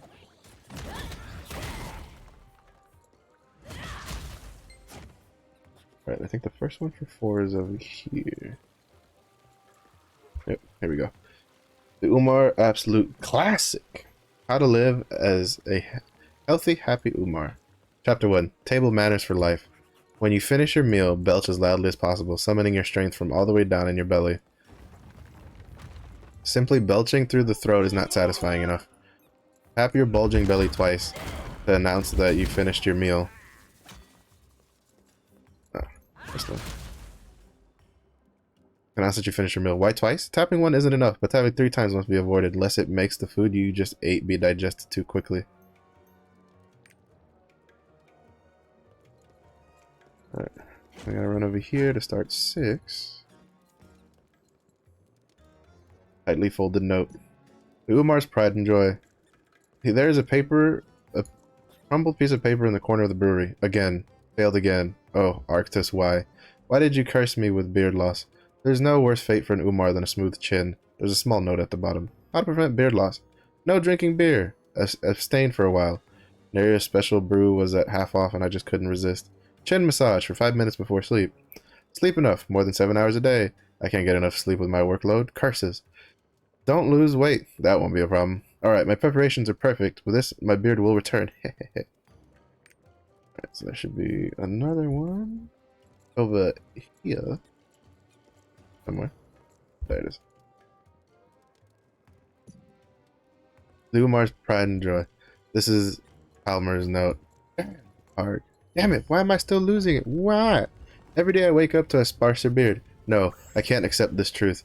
The rest of the note is scribbled in a hurry. Emergency. Take medication. But I've heard some meds could cause loss of potency. Gah. Try traditional remedies. Nezar said black beans are good for hair loss. Pray. Dear Arctus! Alright. We should be able to finish this in time to do it. Because we're not going to go all the way through anyway. Because you don't need to fully finish the dungeon to get the last one for 4. I just have to remember during the hopscotch part of the dungeon to go grab the second part of 4, so I'll have to rerun this all over again. Don't you wave that hammer in front of me when I don't have Destroyer yet? Good bastard. Every time I see the big Telmars with the like giant warhammers, I'm like, are you taunting me? Are you dare taunt me? With all my pain and suffering of having to wait another month before getting the class I want?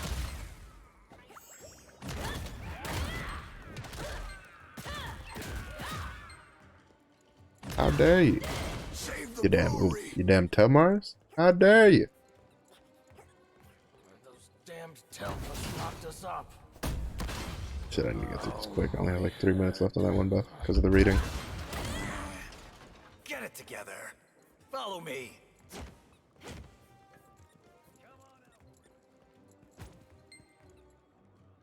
Let's see.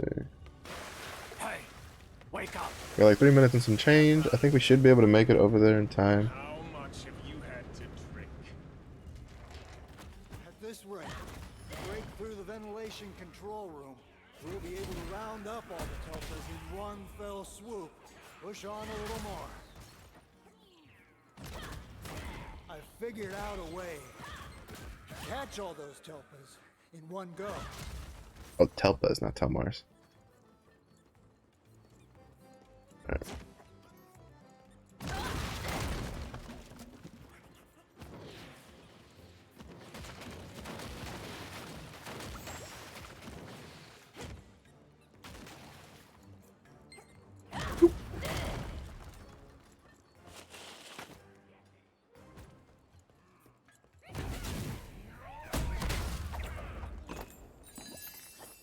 Okay, in this one, there's supposed to be the second one for 4.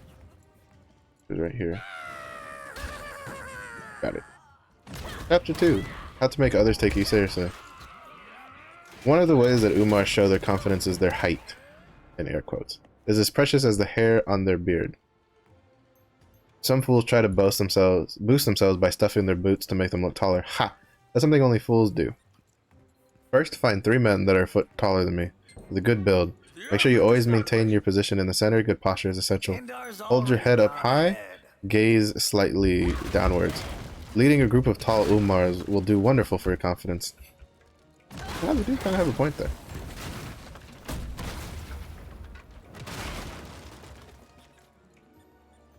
Alright, then we're just gonna run through this like normal.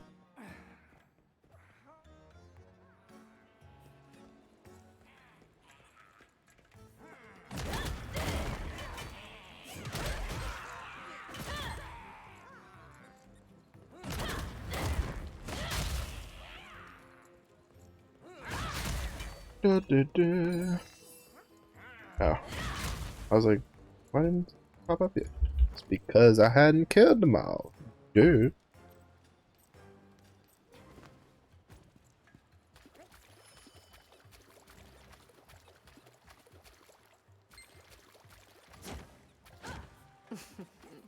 Stop whining.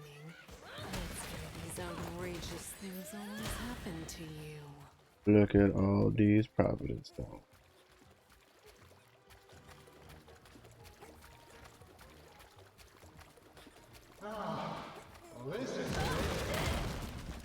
Jesus Christ. I'm looking at the thing for the Makoko seeds, because I also don't, like, I'm not going for the Makoko seeds on this one, I don't really care, but there's one of them. So like this spot right here, you have to kill 3 specific monsters and then break all of the beer barrels in order to access that. Hey, this could be it. Or not. Then this here must be it. Not here. What? Don't look at me like that. Nobody's perfect. I'm like, there's no way I'm getting those Makoko seeds. I don't have enough patience for that. But maybe on the Deadeye, because he's pretty quick and get stuff.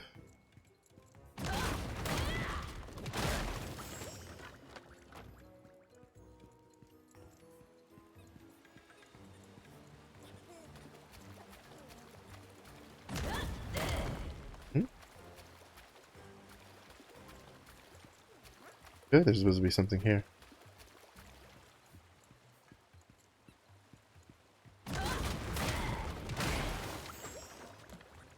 Maybe this way? Good idea.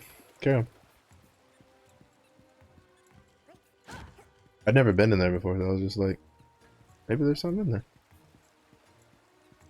This child is mine. I will not forgive anyone who gets in my way.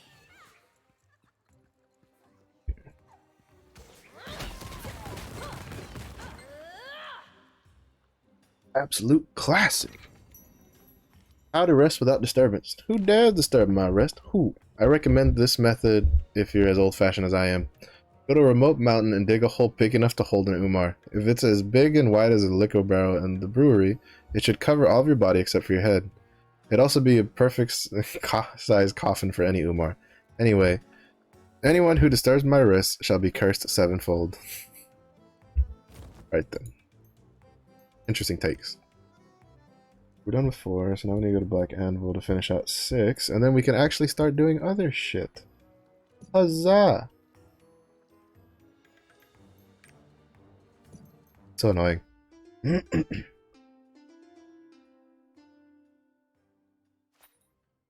gotta get 3, then go all the way down, grab 4, zip line back, and then go get 5.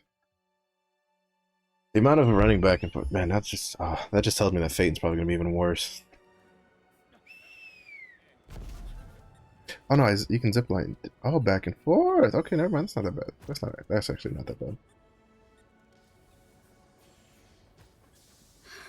We've got to get out of here. Umar's pride and joy. Everywhere around are what appear to be strands of Talmor's facial hair. It seems Talmor ran until he was exhausted and lost whiskers along the way. Probably more elsewhere further down. I imagine she's here for the same thing I am.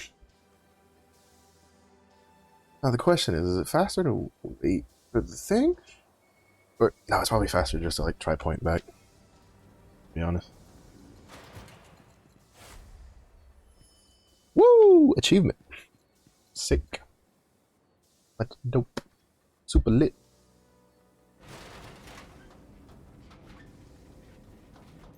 You have to remember today is Oblivion. Yes. And then tomorrow is Lopang. Lopang! I don't know why I say it weird like that, don't judge me. Or not Lopang, Snowpang. Similar names. Didn't even make it out. All right. Oh no, let me know. There we go. Ah, we made it. Everywhere around are what appear to be strands of Tolmar's facial hair. It seems Talmar ran away from here in desperation. Are there more somewhere else near the entrance? I almost like walked back off when I was trying to like panic click onto the thing. To be honest, it's still probably faster to just try point and run over. But I got to ride it twice. Yeah. Sort of thing never happened before. Yeah. Busy. There we go. There's something dark on the note. Everywhere around are what appear to be strands of Talmar's facial hair. It seems Talmar ran until he was exhausted, judging from his footprints. Alright, so we finished 4.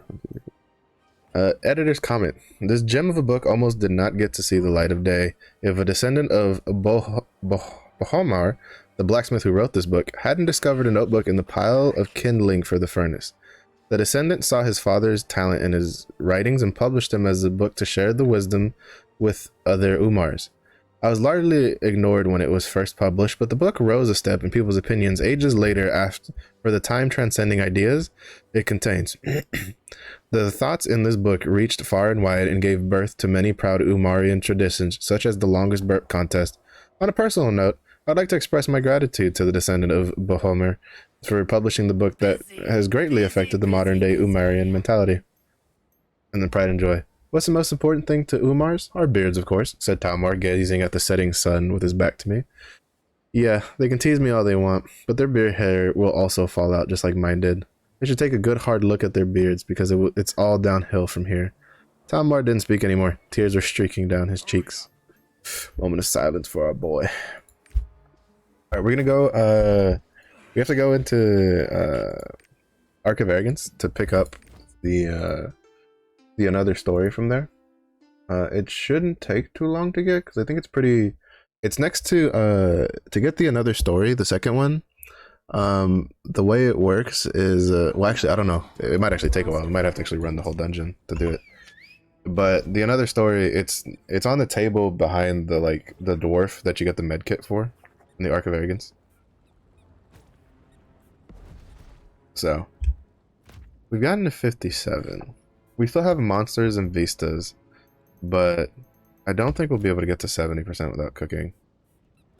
Which means the striker will definitely have to do some stuff. And then I saw there was like an Una daily thing for another one of the cooking stuff. Like I probably won't do any of the cooking stuff on stream personally. Because it seems like a lot of his stuff isn't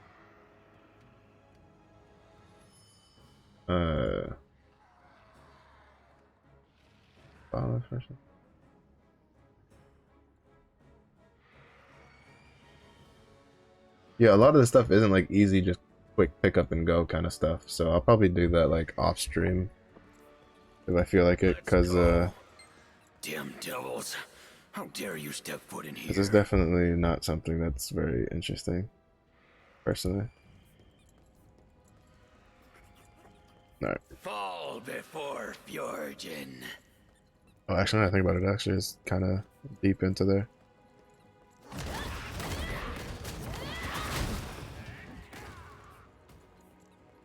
Oh wait, no, it's not in here. I'm so dumb. I knew where it was, but it's not. Alright, never mind. I'm in the wrong area. It's not in the dungeon. I thought it was in the dungeon. It's not. It's in the area map. Cause I'm thinking it's like over here. Yeah, I know like in my head I knew where it was, but for some reason I was like, oh, this is an Ark of Arrogance. And then like as we're coming in here and running around, I'm like, you don't talk to a regular dwarf in here. No, it's down here somewhere. It's wherever we meet the guy who's like the foreman dude, or like who's like in charge of like the investigation thing.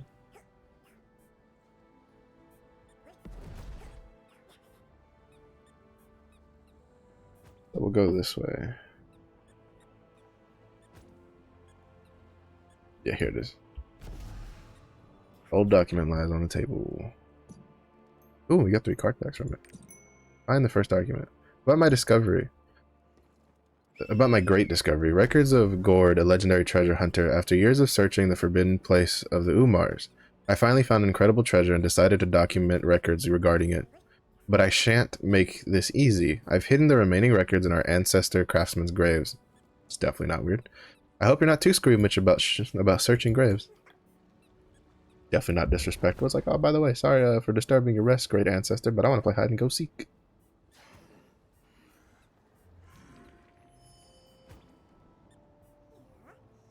Don't touch me. You bitches. Fuck off. You not understand the words that are coming out of my mouth. I said don't touch me.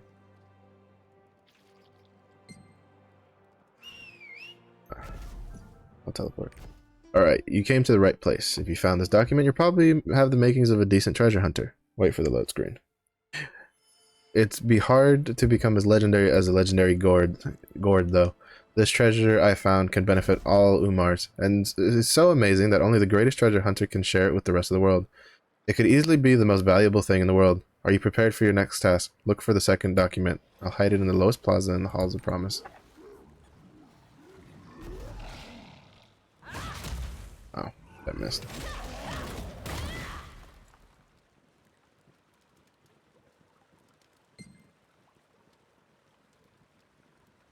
Teleport again. Second document about the treasure. The lowest plaza in the Halls of Promise is the old sunken plaza. Wait for the load screen. My riddle was difficult, but you've done well. I have encountered many difficulties while searching for this treasure. My family often criticized me for my failure, but after finding the treasure, my failure became success, and the criticism turned to praise. I hope you will follow along and also witness what I discovered. The next record is in the ancient past.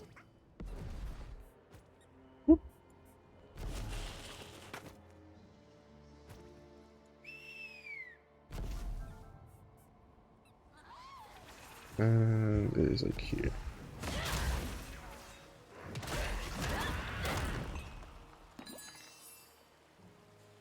Is this the third record about the treasure? I'll teleport again. You found this. Good work. I won't divulge any details of the treasure here. Just know that it's incredible. You must find it. I've hidden it for you. It's on the way to the Ark of Arrogance. Keep your eyes peeled. I hope the relics we dug up are going to be okay.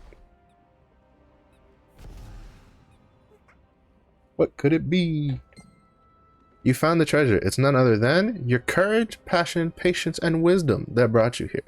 I don't know how you even thought of coming to the Ark of Arrogance, but that's impressive. You should leave behind some records for future treasure hunters. Well, bye. I suppose it would feel good to leave something behind. I leave behind a few things rolling around in the Great Ark. Haha, by the Umarian gods. So, you could argue that he's just basically trolling? He's like, ha! You fuck, baby. Hook, line, and a sinker. We almost have enough for... no, we're missing another like 1100. Alright, so that is that done. So now we can start... We can take it from the top and go for vistas and killing monsters. We have about like 30 minutes before we need to make our way over to Oblivion Island, so... Is there anything in the Great Castle?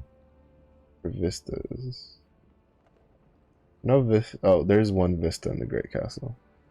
We'll get that one last. We'll work our way from Halls of Promise backwards. Alright, so we're missing 14, 15. Those are right there. I don't think there's a Vista here. We're missing 11. So we're missing 5, 8, 10, 11, 14, 15. 14 and 15 are here, and there's no Vistas here.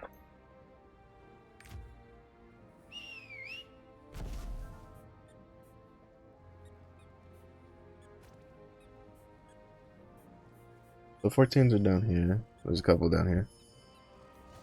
Basically, to be honest, if I had been paying attention, I could have just killed whatever like crown I saw on the way. Yeah, because I definitely saw this one.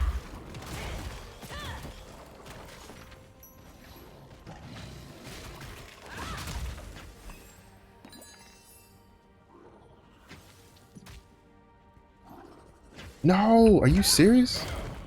Like, I picked it up. Jesus. That card pack, so I'm like, I just want to save that for later.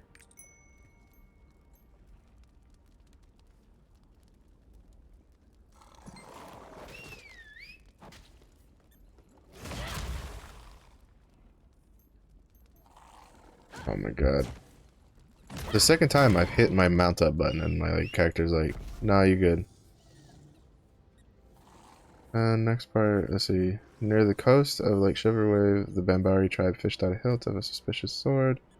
Craftsman was investigation from the mages at Don Keep. It turns out the sword was a valuable artifact made using ancient Umar craftsmanship. Under Queen Azina's, the sword has been enchanted with sealing magic. The sword will soon be returned to Yorn.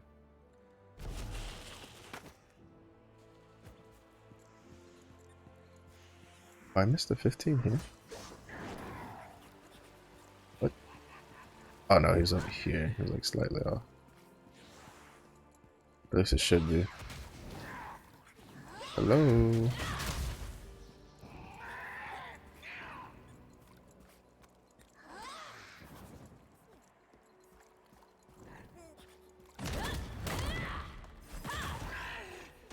What's 15 supposed to be?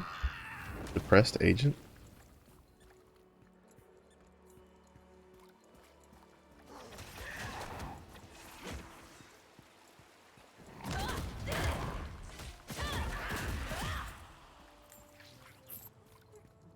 According to Maxwell, he's supposed to be like right here.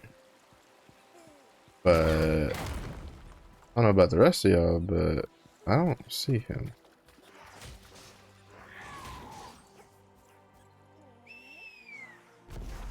We're kind of just gonna run in circles here for a little bit.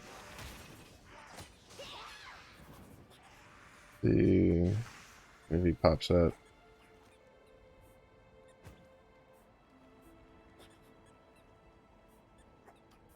Yeah, I don't see him anywhere.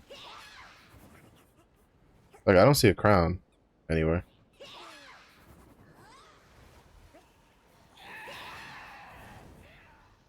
See, this is the thing that like doesn't add up sometimes on their like maps and stuff. Is they'll be like, oh, something's here, and you go there, and then there's like nothing there. And yeah, I'm in the right spot.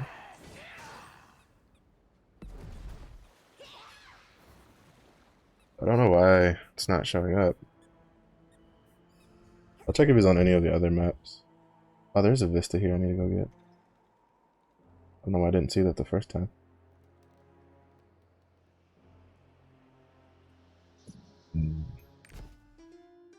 Let's see. I will say something else I've noticed on the especially for like the rare mobs, like the monsters, like the crown monsters you have to kill, is a lot of times they miss on spawns. Like they don't tell you where some of them spawn. Because I'll find them and I'll be like, this wasn't on the map. Yeah, I don't know where he's supposed to be. He's supposed to be there. And apparently that's the only place he spawns. Oh wait, no, there was more further in. Shit. Chitaki. I didn't really. For some reason, my brain like looked at that one and I was like, oh, that's the only one that's there.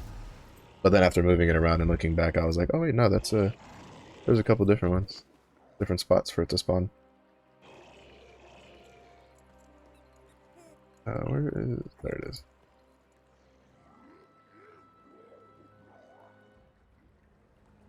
What I don't understand is why this one is one way. Right here. You can cross this from there to here, but I can't cross it from here to there. Doesn't really make... At least zip lines have the argument, you know, the excuse that to use a zip line, you need downward momentum and gravity to work. So you obviously can't ride a zip line both ways. A flat chain that, first of all, you wouldn't be able to cross anyway. But since we can cross it, that's a moot point. Really wouldn't you do? You can cross it one way, you should be able to cross it back the other way just fine. There you are. Oh. Gotta love it when they like randomly just dip out like that. An iron hammer. Iron hammer. Just start here. That's near Vista. I needed, what was it? 8, 10, 11?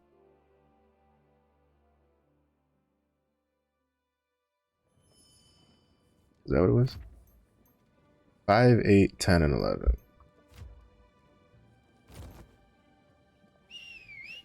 Double Grove, grab.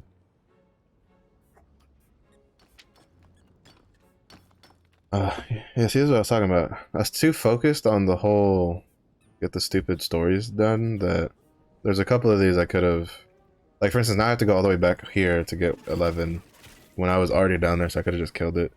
Which, you know, I probably would have been in a better state of mind if I didn't again have to worry about the buffs, because again, some of the buffs are 20 minutes, some of the buffs are 10 minutes. It's like, can we all just make them all 20 minutes and just be fine? But that's what it is. I feel sick. Also, I gotta figure out what to eat for dinner, like, quickly, because I have we have a raid in an hour after I finish the stream.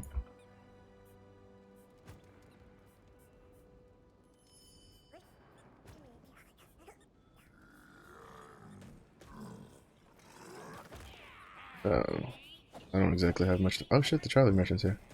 Should buy the thing I need from him real quick.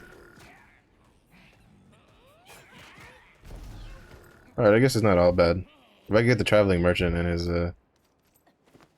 his cooking stuff now, that'll make things easier for me, so I don't have to worry about that in the future. Because again, I do plan on 100ing. I'm getting all of these to 100. At the very least to get the delay and armament card. Or, well, at the very least to get the skill potion. I don't know if I'll need the delay and armament card by the time I do that. What do I need? Is it this?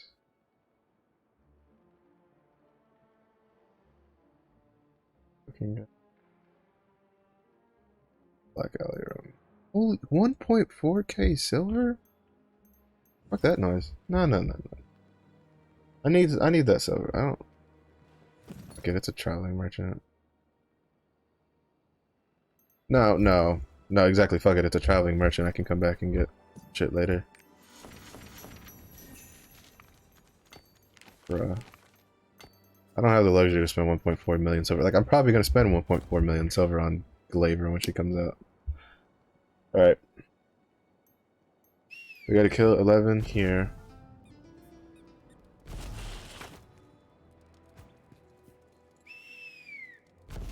And then we'll teleport back up to get the... There's 2 vistas. There's 7 and 8.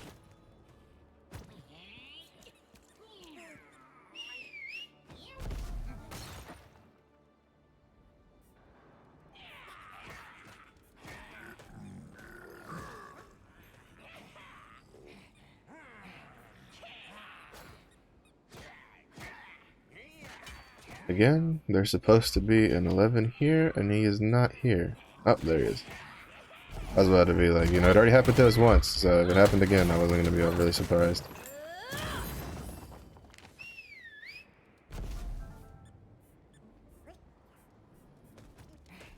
Just going to a safe spot where I know I won't be interrupted with the teleports while I plan out where I'll go next.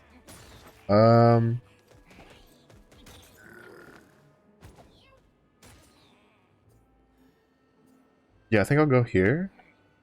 I'll go grab 8, and then we'll run down, grab 7, and then hop over, and then zip line down to get number 10. Oh, I need to do that. I can just go kill 10 while being up there. There's supposed to be a spawn point for it up there. So we'll swoop to the right, try to get 10, and then we'll swoop back left to get the Vista, and then go down to get the other Vista. Then we should be done with this area. You know, this is an area I have to come back and farm quite a bit later for the like worm head things.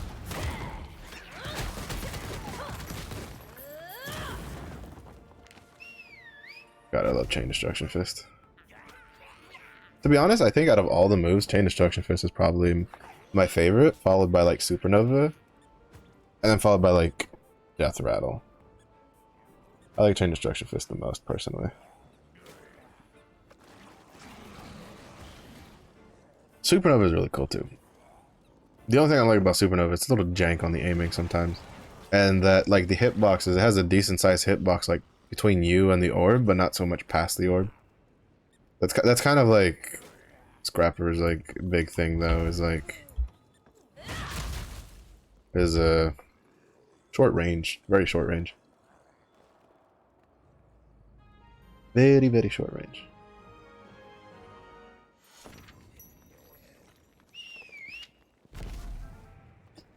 Go back this way. We'll go get 7, and we should be done with this area. Yeah, so we're at 63.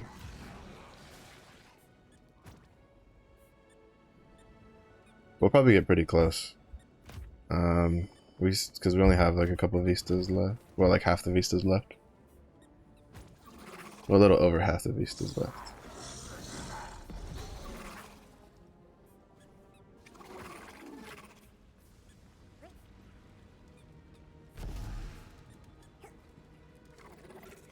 Nice. They leashed. Right, bitches, back the fuck up. Alright. So now all we're missing is 5 and 8 plus this place. And then 6 vistas. So still working our way back. Alright, so there's an 8 in Black Anvil. And then 6, 5.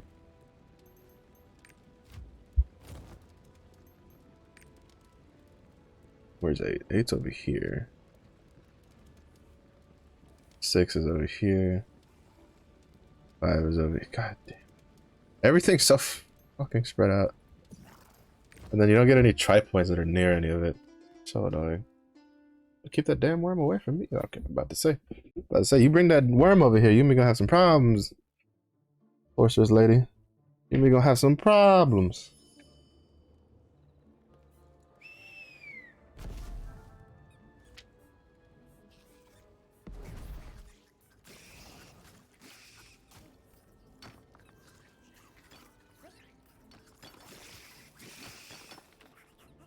Alright, we're gonna go all the way down. There's a vista all the way down at the bottom. And then we'll teleport to the middle and go get 8.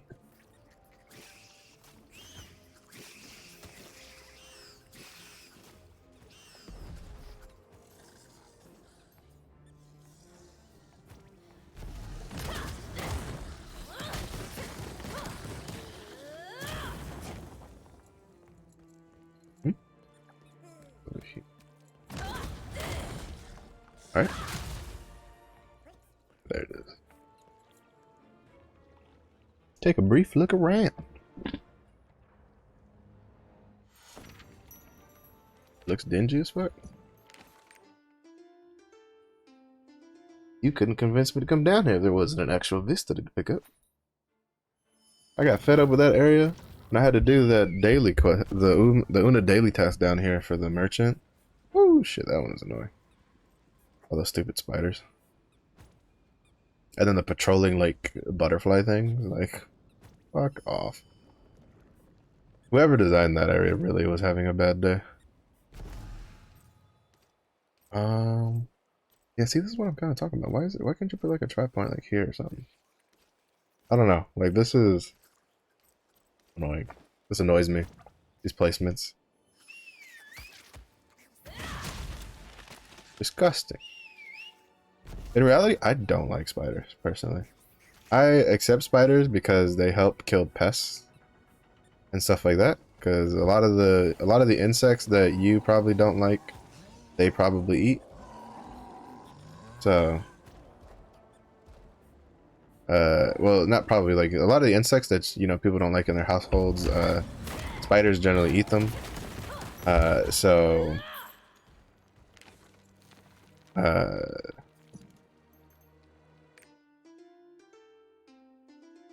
this way is probably still faster. So I generally give spiders some leeway, but when they start entering my domain, like the bed and stuff like that, like if I see them anywhere near my like bed and stuff, I start just wholesale murder. I'm just like, done fucked up, came in the wrong territory.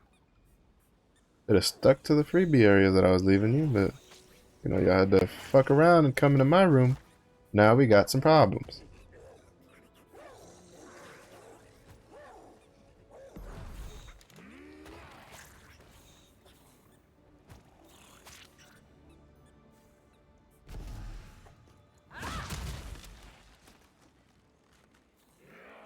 Say he should leash. Okay, I think that's it for that, because I think all we're missing now is 5. And then some vistas. Unfinished garden. That's where 5 is. So how far are you gonna make me run? Not too far. Alright, that's nice.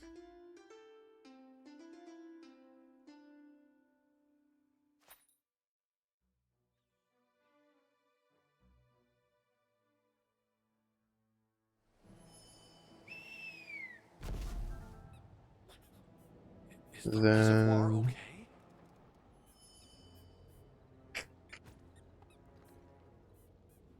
Let's move this before the monsters come. just work our way through. Alright, so 5 should be around here somewhere.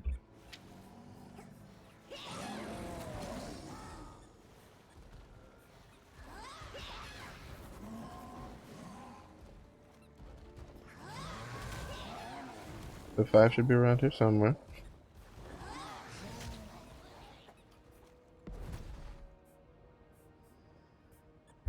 Wake up. Alright, so 5 should try to get 5 should be around over here somewhere.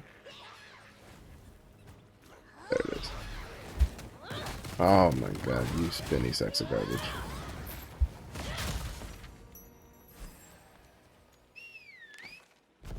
Actually, I'll just teleport. Oh, shit. Teleport here. See if I have enough time before the things respawn. I don't know why. Like, I think it's because on max roll, the color they chose for the vista points is the same color as like the transition points, that my brain doesn't like register it immediately when I look at the map. Like, I would have missed a vista here because I was like, all right, we're done, and I was gonna like head out, and then like I caught the telescope. And like, and I don't know if it's like, I don't know if it's just the color itself or that it's similar to the color of the transition points because they're also like a light blue color, stuff like that. So, and I have to like make sure I like double, triple check the stuff. Right, there's one vista there, but I'm missing 3 of them. So that means I'm missing. Son of a bitch, there's a vista in fucking Arc of Arrogance.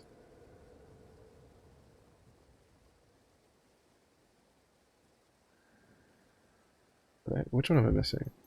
Right, I'm missing 1, 3, and so Arc of Arrogance I already know about. 3, Fated Quarry? Shouldn't that be 5, 6, 7, 8. Is it yours? Okay, it is. The cradle, I missed the cradle one. Orange cradle. Oh, 'cause it's supposed to be over here. I'm telling you, like my brain just doesn't register these the telescope icon and the color. My brain is just like, that shit's kind of whatever. Whatever. Smoke bandits are a pain in the beard. But yeah, so I don't know if we'll get anything today because the only announcement I've seen so far on the unofficial Discord at least, is only talking about the tournament, the G4 tournament that started like 45 minutes ago or something. Hopefully that goes long enough that I can catch it to get the mount now. If not, it's also kind of whatever. I'll just get it with St. Tone. But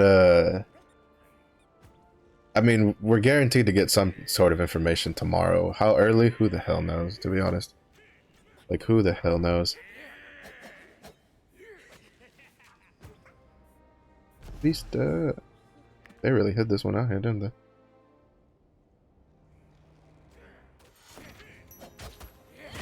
Rude. Alright, and I know there's a Vista in the Great Castle, like right here. We'll get the Arc of Arrogance one later. Because it's kind of deep into the dungeon. You gotta jump here, you gotta jump here, you gotta go all the way around there, you gotta jump here. There is no greater jeweler than me. You go from here. Oh no, you gotta go here, here, here, you jump down here, you go here, you go here, you go. There you go. Wait, what? How the fuck do you get here? Go here, you go here, you go here, you jump around here. Yeah.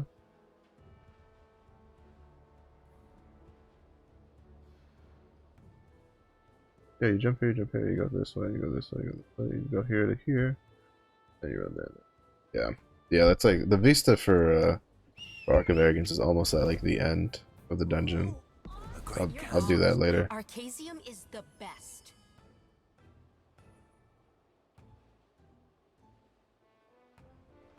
Oh wait. I still think so. Like most people's like vision of like female dwarves is like Dwarven Neria, but they have actual nice models too for the like regular female dwarves on the guards and stuff. Like I think female dwarf, like the dwarf race, has potential. Like I feel like enough people would actually like it. Oh, this was the third one. Cool.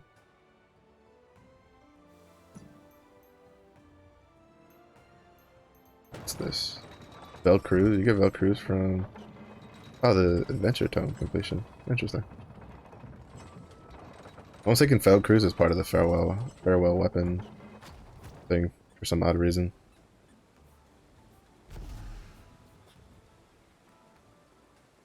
Because as far as I know, the farewell weapon stuff is supposed to be like the sidereal weapons, and then there's oh shit, we got 70%. Fuck yes. Nice. Ace. I honestly didn't expect to get to 70% with just that. Oh, there's no point. It's coming back. Oh, there's a Makoko seed there. I don't care about that Makoko seed. Makoko seeds are for the weak. Look, I said it. I said it. And I don't regret it. Makoko seeds are for the weak.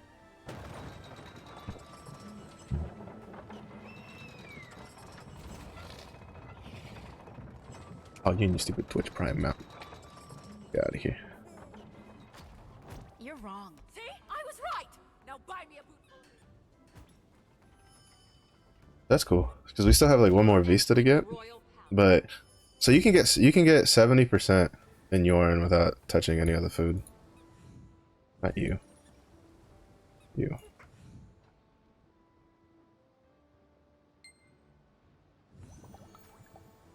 You. What is this? We'll probably cut it just a little. Nah, I'll come back and finish it off stream. Or later. We got 70%. That's really nice. Because I don't have like anybody at 100 report either, and I don't think I have any of the like Adventure Tome collectibles completed for Yorn. No, I have some almost completed, but I don't have any that are completed. So you can get the Yorn merchant really, really easily. I'd say it's probably like one of the easier merchants to get. Because like most other ones, I had to dip into the food stuff to get it, to get 70%. Let me see. So yeah, so R13. Yeah, I had to get. I'm a flat at 70%, and I had to. Granted, I'm missing Signatus, which I guess that could help if you have both Signatus and Velcan. That'll help. But I did basically everything that was really easy to do, and then I still had to get 5 of the food stuff, which again, it's really easy to do. Like the food stuff for R13 is actually really simple. But I just mean that. Oh no, Vern's another one. You didn't have to touch the food, but I have a adventure tome completed. 1 item completed. Yeah, there's a couple of these that you could probably do it without the food if you get both of the stuff killed. So it's just nice to see that Fate or Yorn, you don't need to touch the food or the collectibles at all to get done. So that's pretty cool.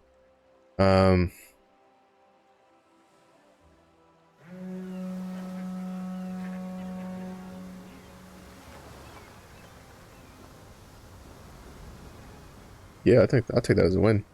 Now I'm hoping that Phaeton's the same way.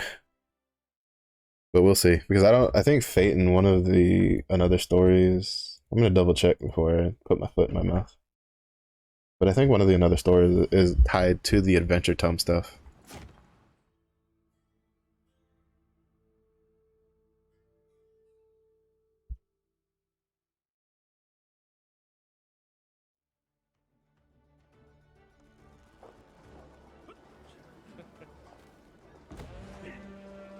Oh, it's not. It's tied to something else.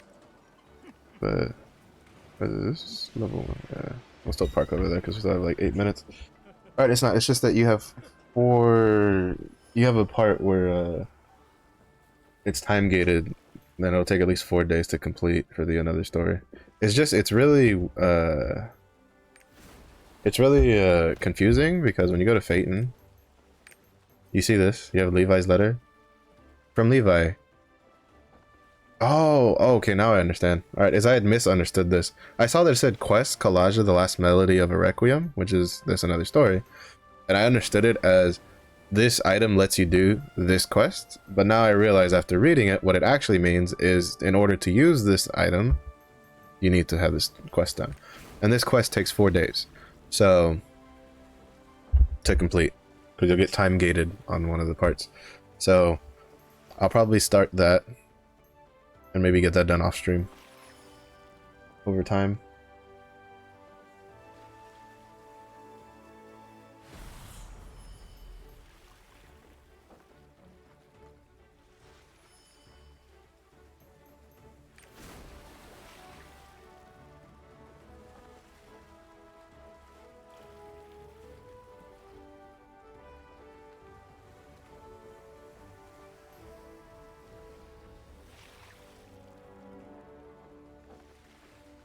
Yep, but we're almost rounding up the stream. All we have left is to do our adventure island to get some pirate coins for the day, and then that'll be the end of stream.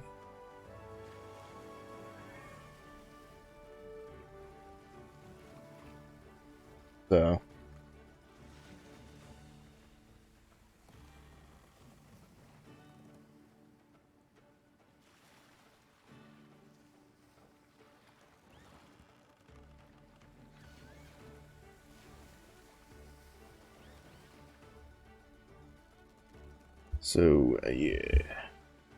So, but basically that's about it. Unfortunately, at least so far, no news on or anything. To be honest, I probably should have assumed we weren't going to get much of anything today, because today's their like their PvP tournament thing that they had. Even though I don't know how good it'll be, because to be honest, like half of the captains content creators aren't people that PvP. Like, at least that I can't say that aren't PvP. Is that I don't know who they are. The only one I think I know off the top of my head is like Saint Tone, because he's who I watch.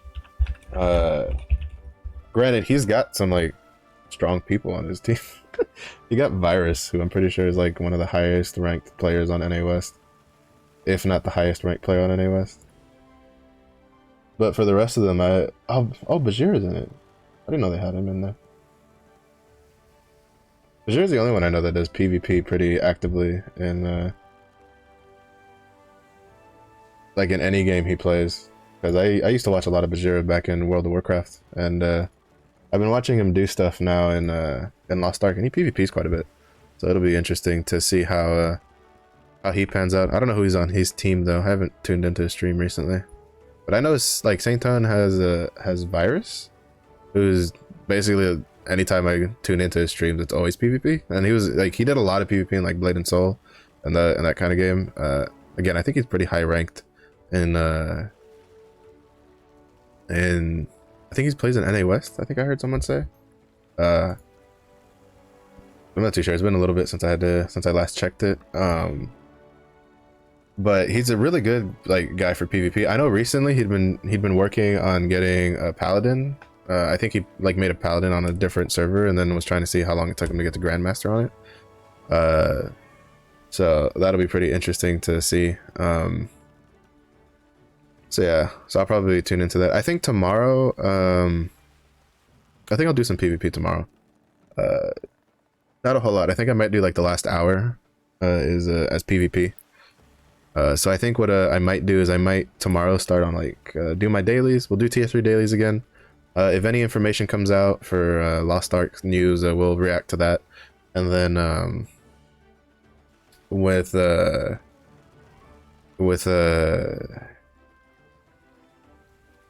what's left, I'll look at, depending on how long it takes me to do my tier 3 dailies, I'll kind of like decide what to do for whether I will do PvP for the rest of the time, or if I'll do some Fate and Adventure Tome, or like finish out the Yorn stuff to get the last Vista, stuff like that. And then because I kind of don't think I want to do more than like an hour of PvP, at least on stream. But I want to do some PvP just to, because I need to do more. It is like a frustrating experience currently with how much, like, at least with the class I play, which is a Scrapper. I might change depending on how Glaiver feels. I might try Glaiver in PvP. I don't know how she plays in PvP like at all whatsoever. So we'll see how that is. I think I'm probably just gonna temper my amount of PvP deep dive I do. Cause like it takes a lot, and at least the class I want to play it on right now isn't actually really good to do PvP on. So I'll see how Glaiver feels, kind of look into that. Like I like the way the skills like mechanically could work. Like again, Scrapper feels like it's a class that if it had a little bit of super armor or like paralysis immunity on some more of its abilities, it'd be really good at like enabling your team or just keeping a player from doing something, because I don't feel like she brings a lot of damage to the table because of how little specialization you have as a Scrapper. To be honest, the Scrapper, the reason you even take specialization, like what little specialization you take, is to get a little bit more damage on your shock skills, but to me it feels like primarily it's to make sure that you always have stamina to do stuff, because without spec your shock abilities don't generate a lot of stamina when you use them. So so yeah, so in its current state it's pretty rough for how to play. Like you either play overly safe and you don't want to and you don't really like get too active, but then you get like no battlefield participation because say you're facing like a Deathblade Sorceress Berserker or like a Deathblade Sorceress Paladin, you're just like going in is almost a death sentence half the times as long as the enemy team is paying attention. So goodness, monster like fierce, such size, yellow sword is broken, single touch, and blink of an eye, turn it to a massive. Oh, this is the Velcro sword. But yeah, so like it's just really hard. Basically, like if I see a gun lancer on the enemy team, I'm like, man, I'm not gonna be able to do anything this whole fight, because a lot of times what'll happen is With an inexperienced gun lancer, you can kind of just ignore them off to the side, and they kind of like don't do much because they'll spend a lot of time in their shield, slowed down and stuff like that. But an experienced gun lancer, especially one that knows like how to that like martial artists don't have a lot of super armors, will just keep chasing down the martial artist because eventually they're going to catch them. Because as a warrior class, they just have a lot of like, well, as a warrior class, they have a lot of tankiness and a lot of super armor and stuff like that. And then on top of that, they have even more tankiness from just being a gun lancer warlord. So they have their personal shields, they have all kinds of stuff. They have great ways to enable their teammates. They have a lot of electrocution on a lot of their stuff. It can be a little tricky to land some of their electrocution stuff, but it's still pretty solid. Whatchamacallit, they have a really strong counter ability where a lot of times, to be honest, half the times that I don't get hit in it is because is a bit more of a fluke than anything else, because I'll just happen to have chosen to have like decided to leave. It's not because I mentally went, okay, they'll counter here, so I'll leave. No, it's because I'm like, all right, I'm just gonna do this and leave, and then they counter because they think I'm gonna do more stuff, because you know we're bronze, and in bronze generally most people don't like try to strategize, which to be fair, I am guilty of that. A lot of times I'll kind of just like unga bunga in without trying to like strategize much of anything. So, you know, it's a learning experience. It's a bit frustrating with a lack of super armors and how it feels that most other classes have a way to stun you from at least a decent amount of distance, while you have to be really, really close to the players. It feels to oh, hey, it's Ossifers. He was with us when we were doing Moke earlier. But yeah, but I think just more practice might make it better to work with. Also, I need to turn the heater off because this is a little chilly.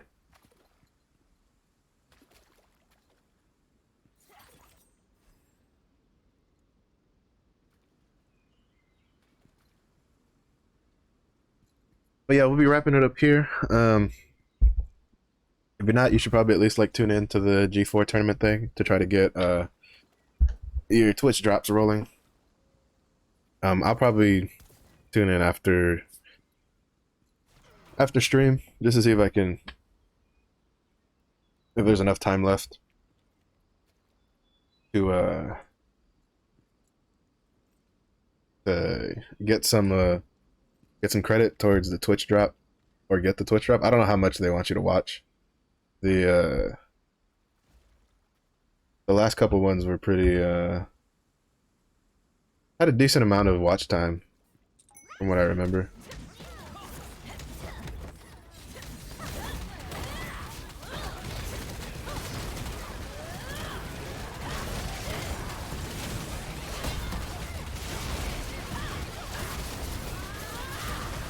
No, Apros, Aporus, Among Us. All right, keep on. All right, we're good.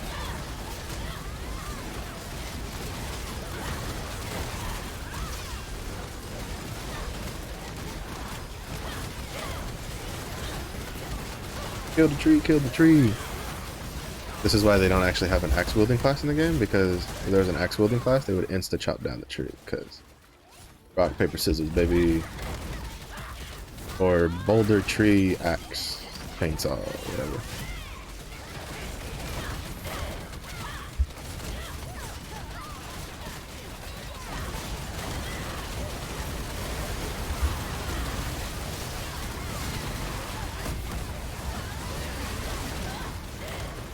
Like, one of you's gonna have to kind of take it for the team and go get Horus out of here.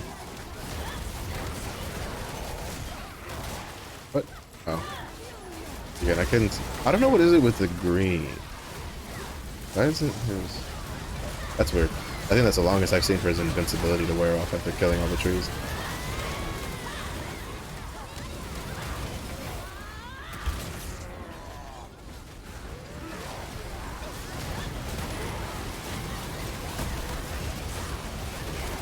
Those tornadoes hurt.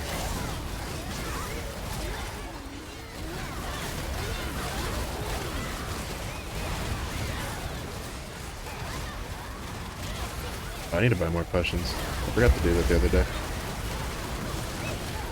I got through a decent amount when I'm just doing chaos dungeons. Oh, come on. That's not fair. I was slowed.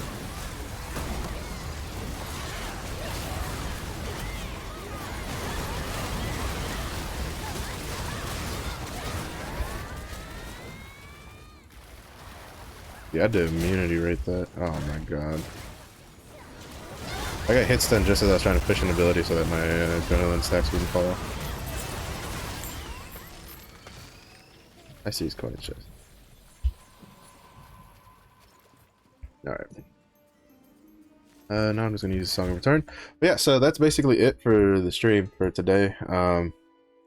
You know, just adventure island stuff, nothing too crazy, but it's stuff that eventually like stacks up in the game and kind of just helps us out.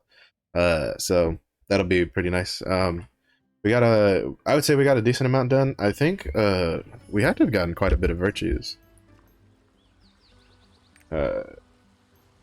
Yeah. So we got more than enough wisdom. Now we're at 290 courage and 299 charisma, with 276 kindness. That's a lot of virtues, so it'll help for the stuff. So, but yeah. So if you're watching the VOD on Twitch and YouTube, thanks for making it this far. I do stream Monday through Friday from 2 p.m. to 6 p.m. Central. It's predominantly just Lost Ark currently, but in the future I plan on at least doing some variety stuff. We're playing some other games, maybe like Borderlands, Elden Ring, Stranger of Paradise, games like that.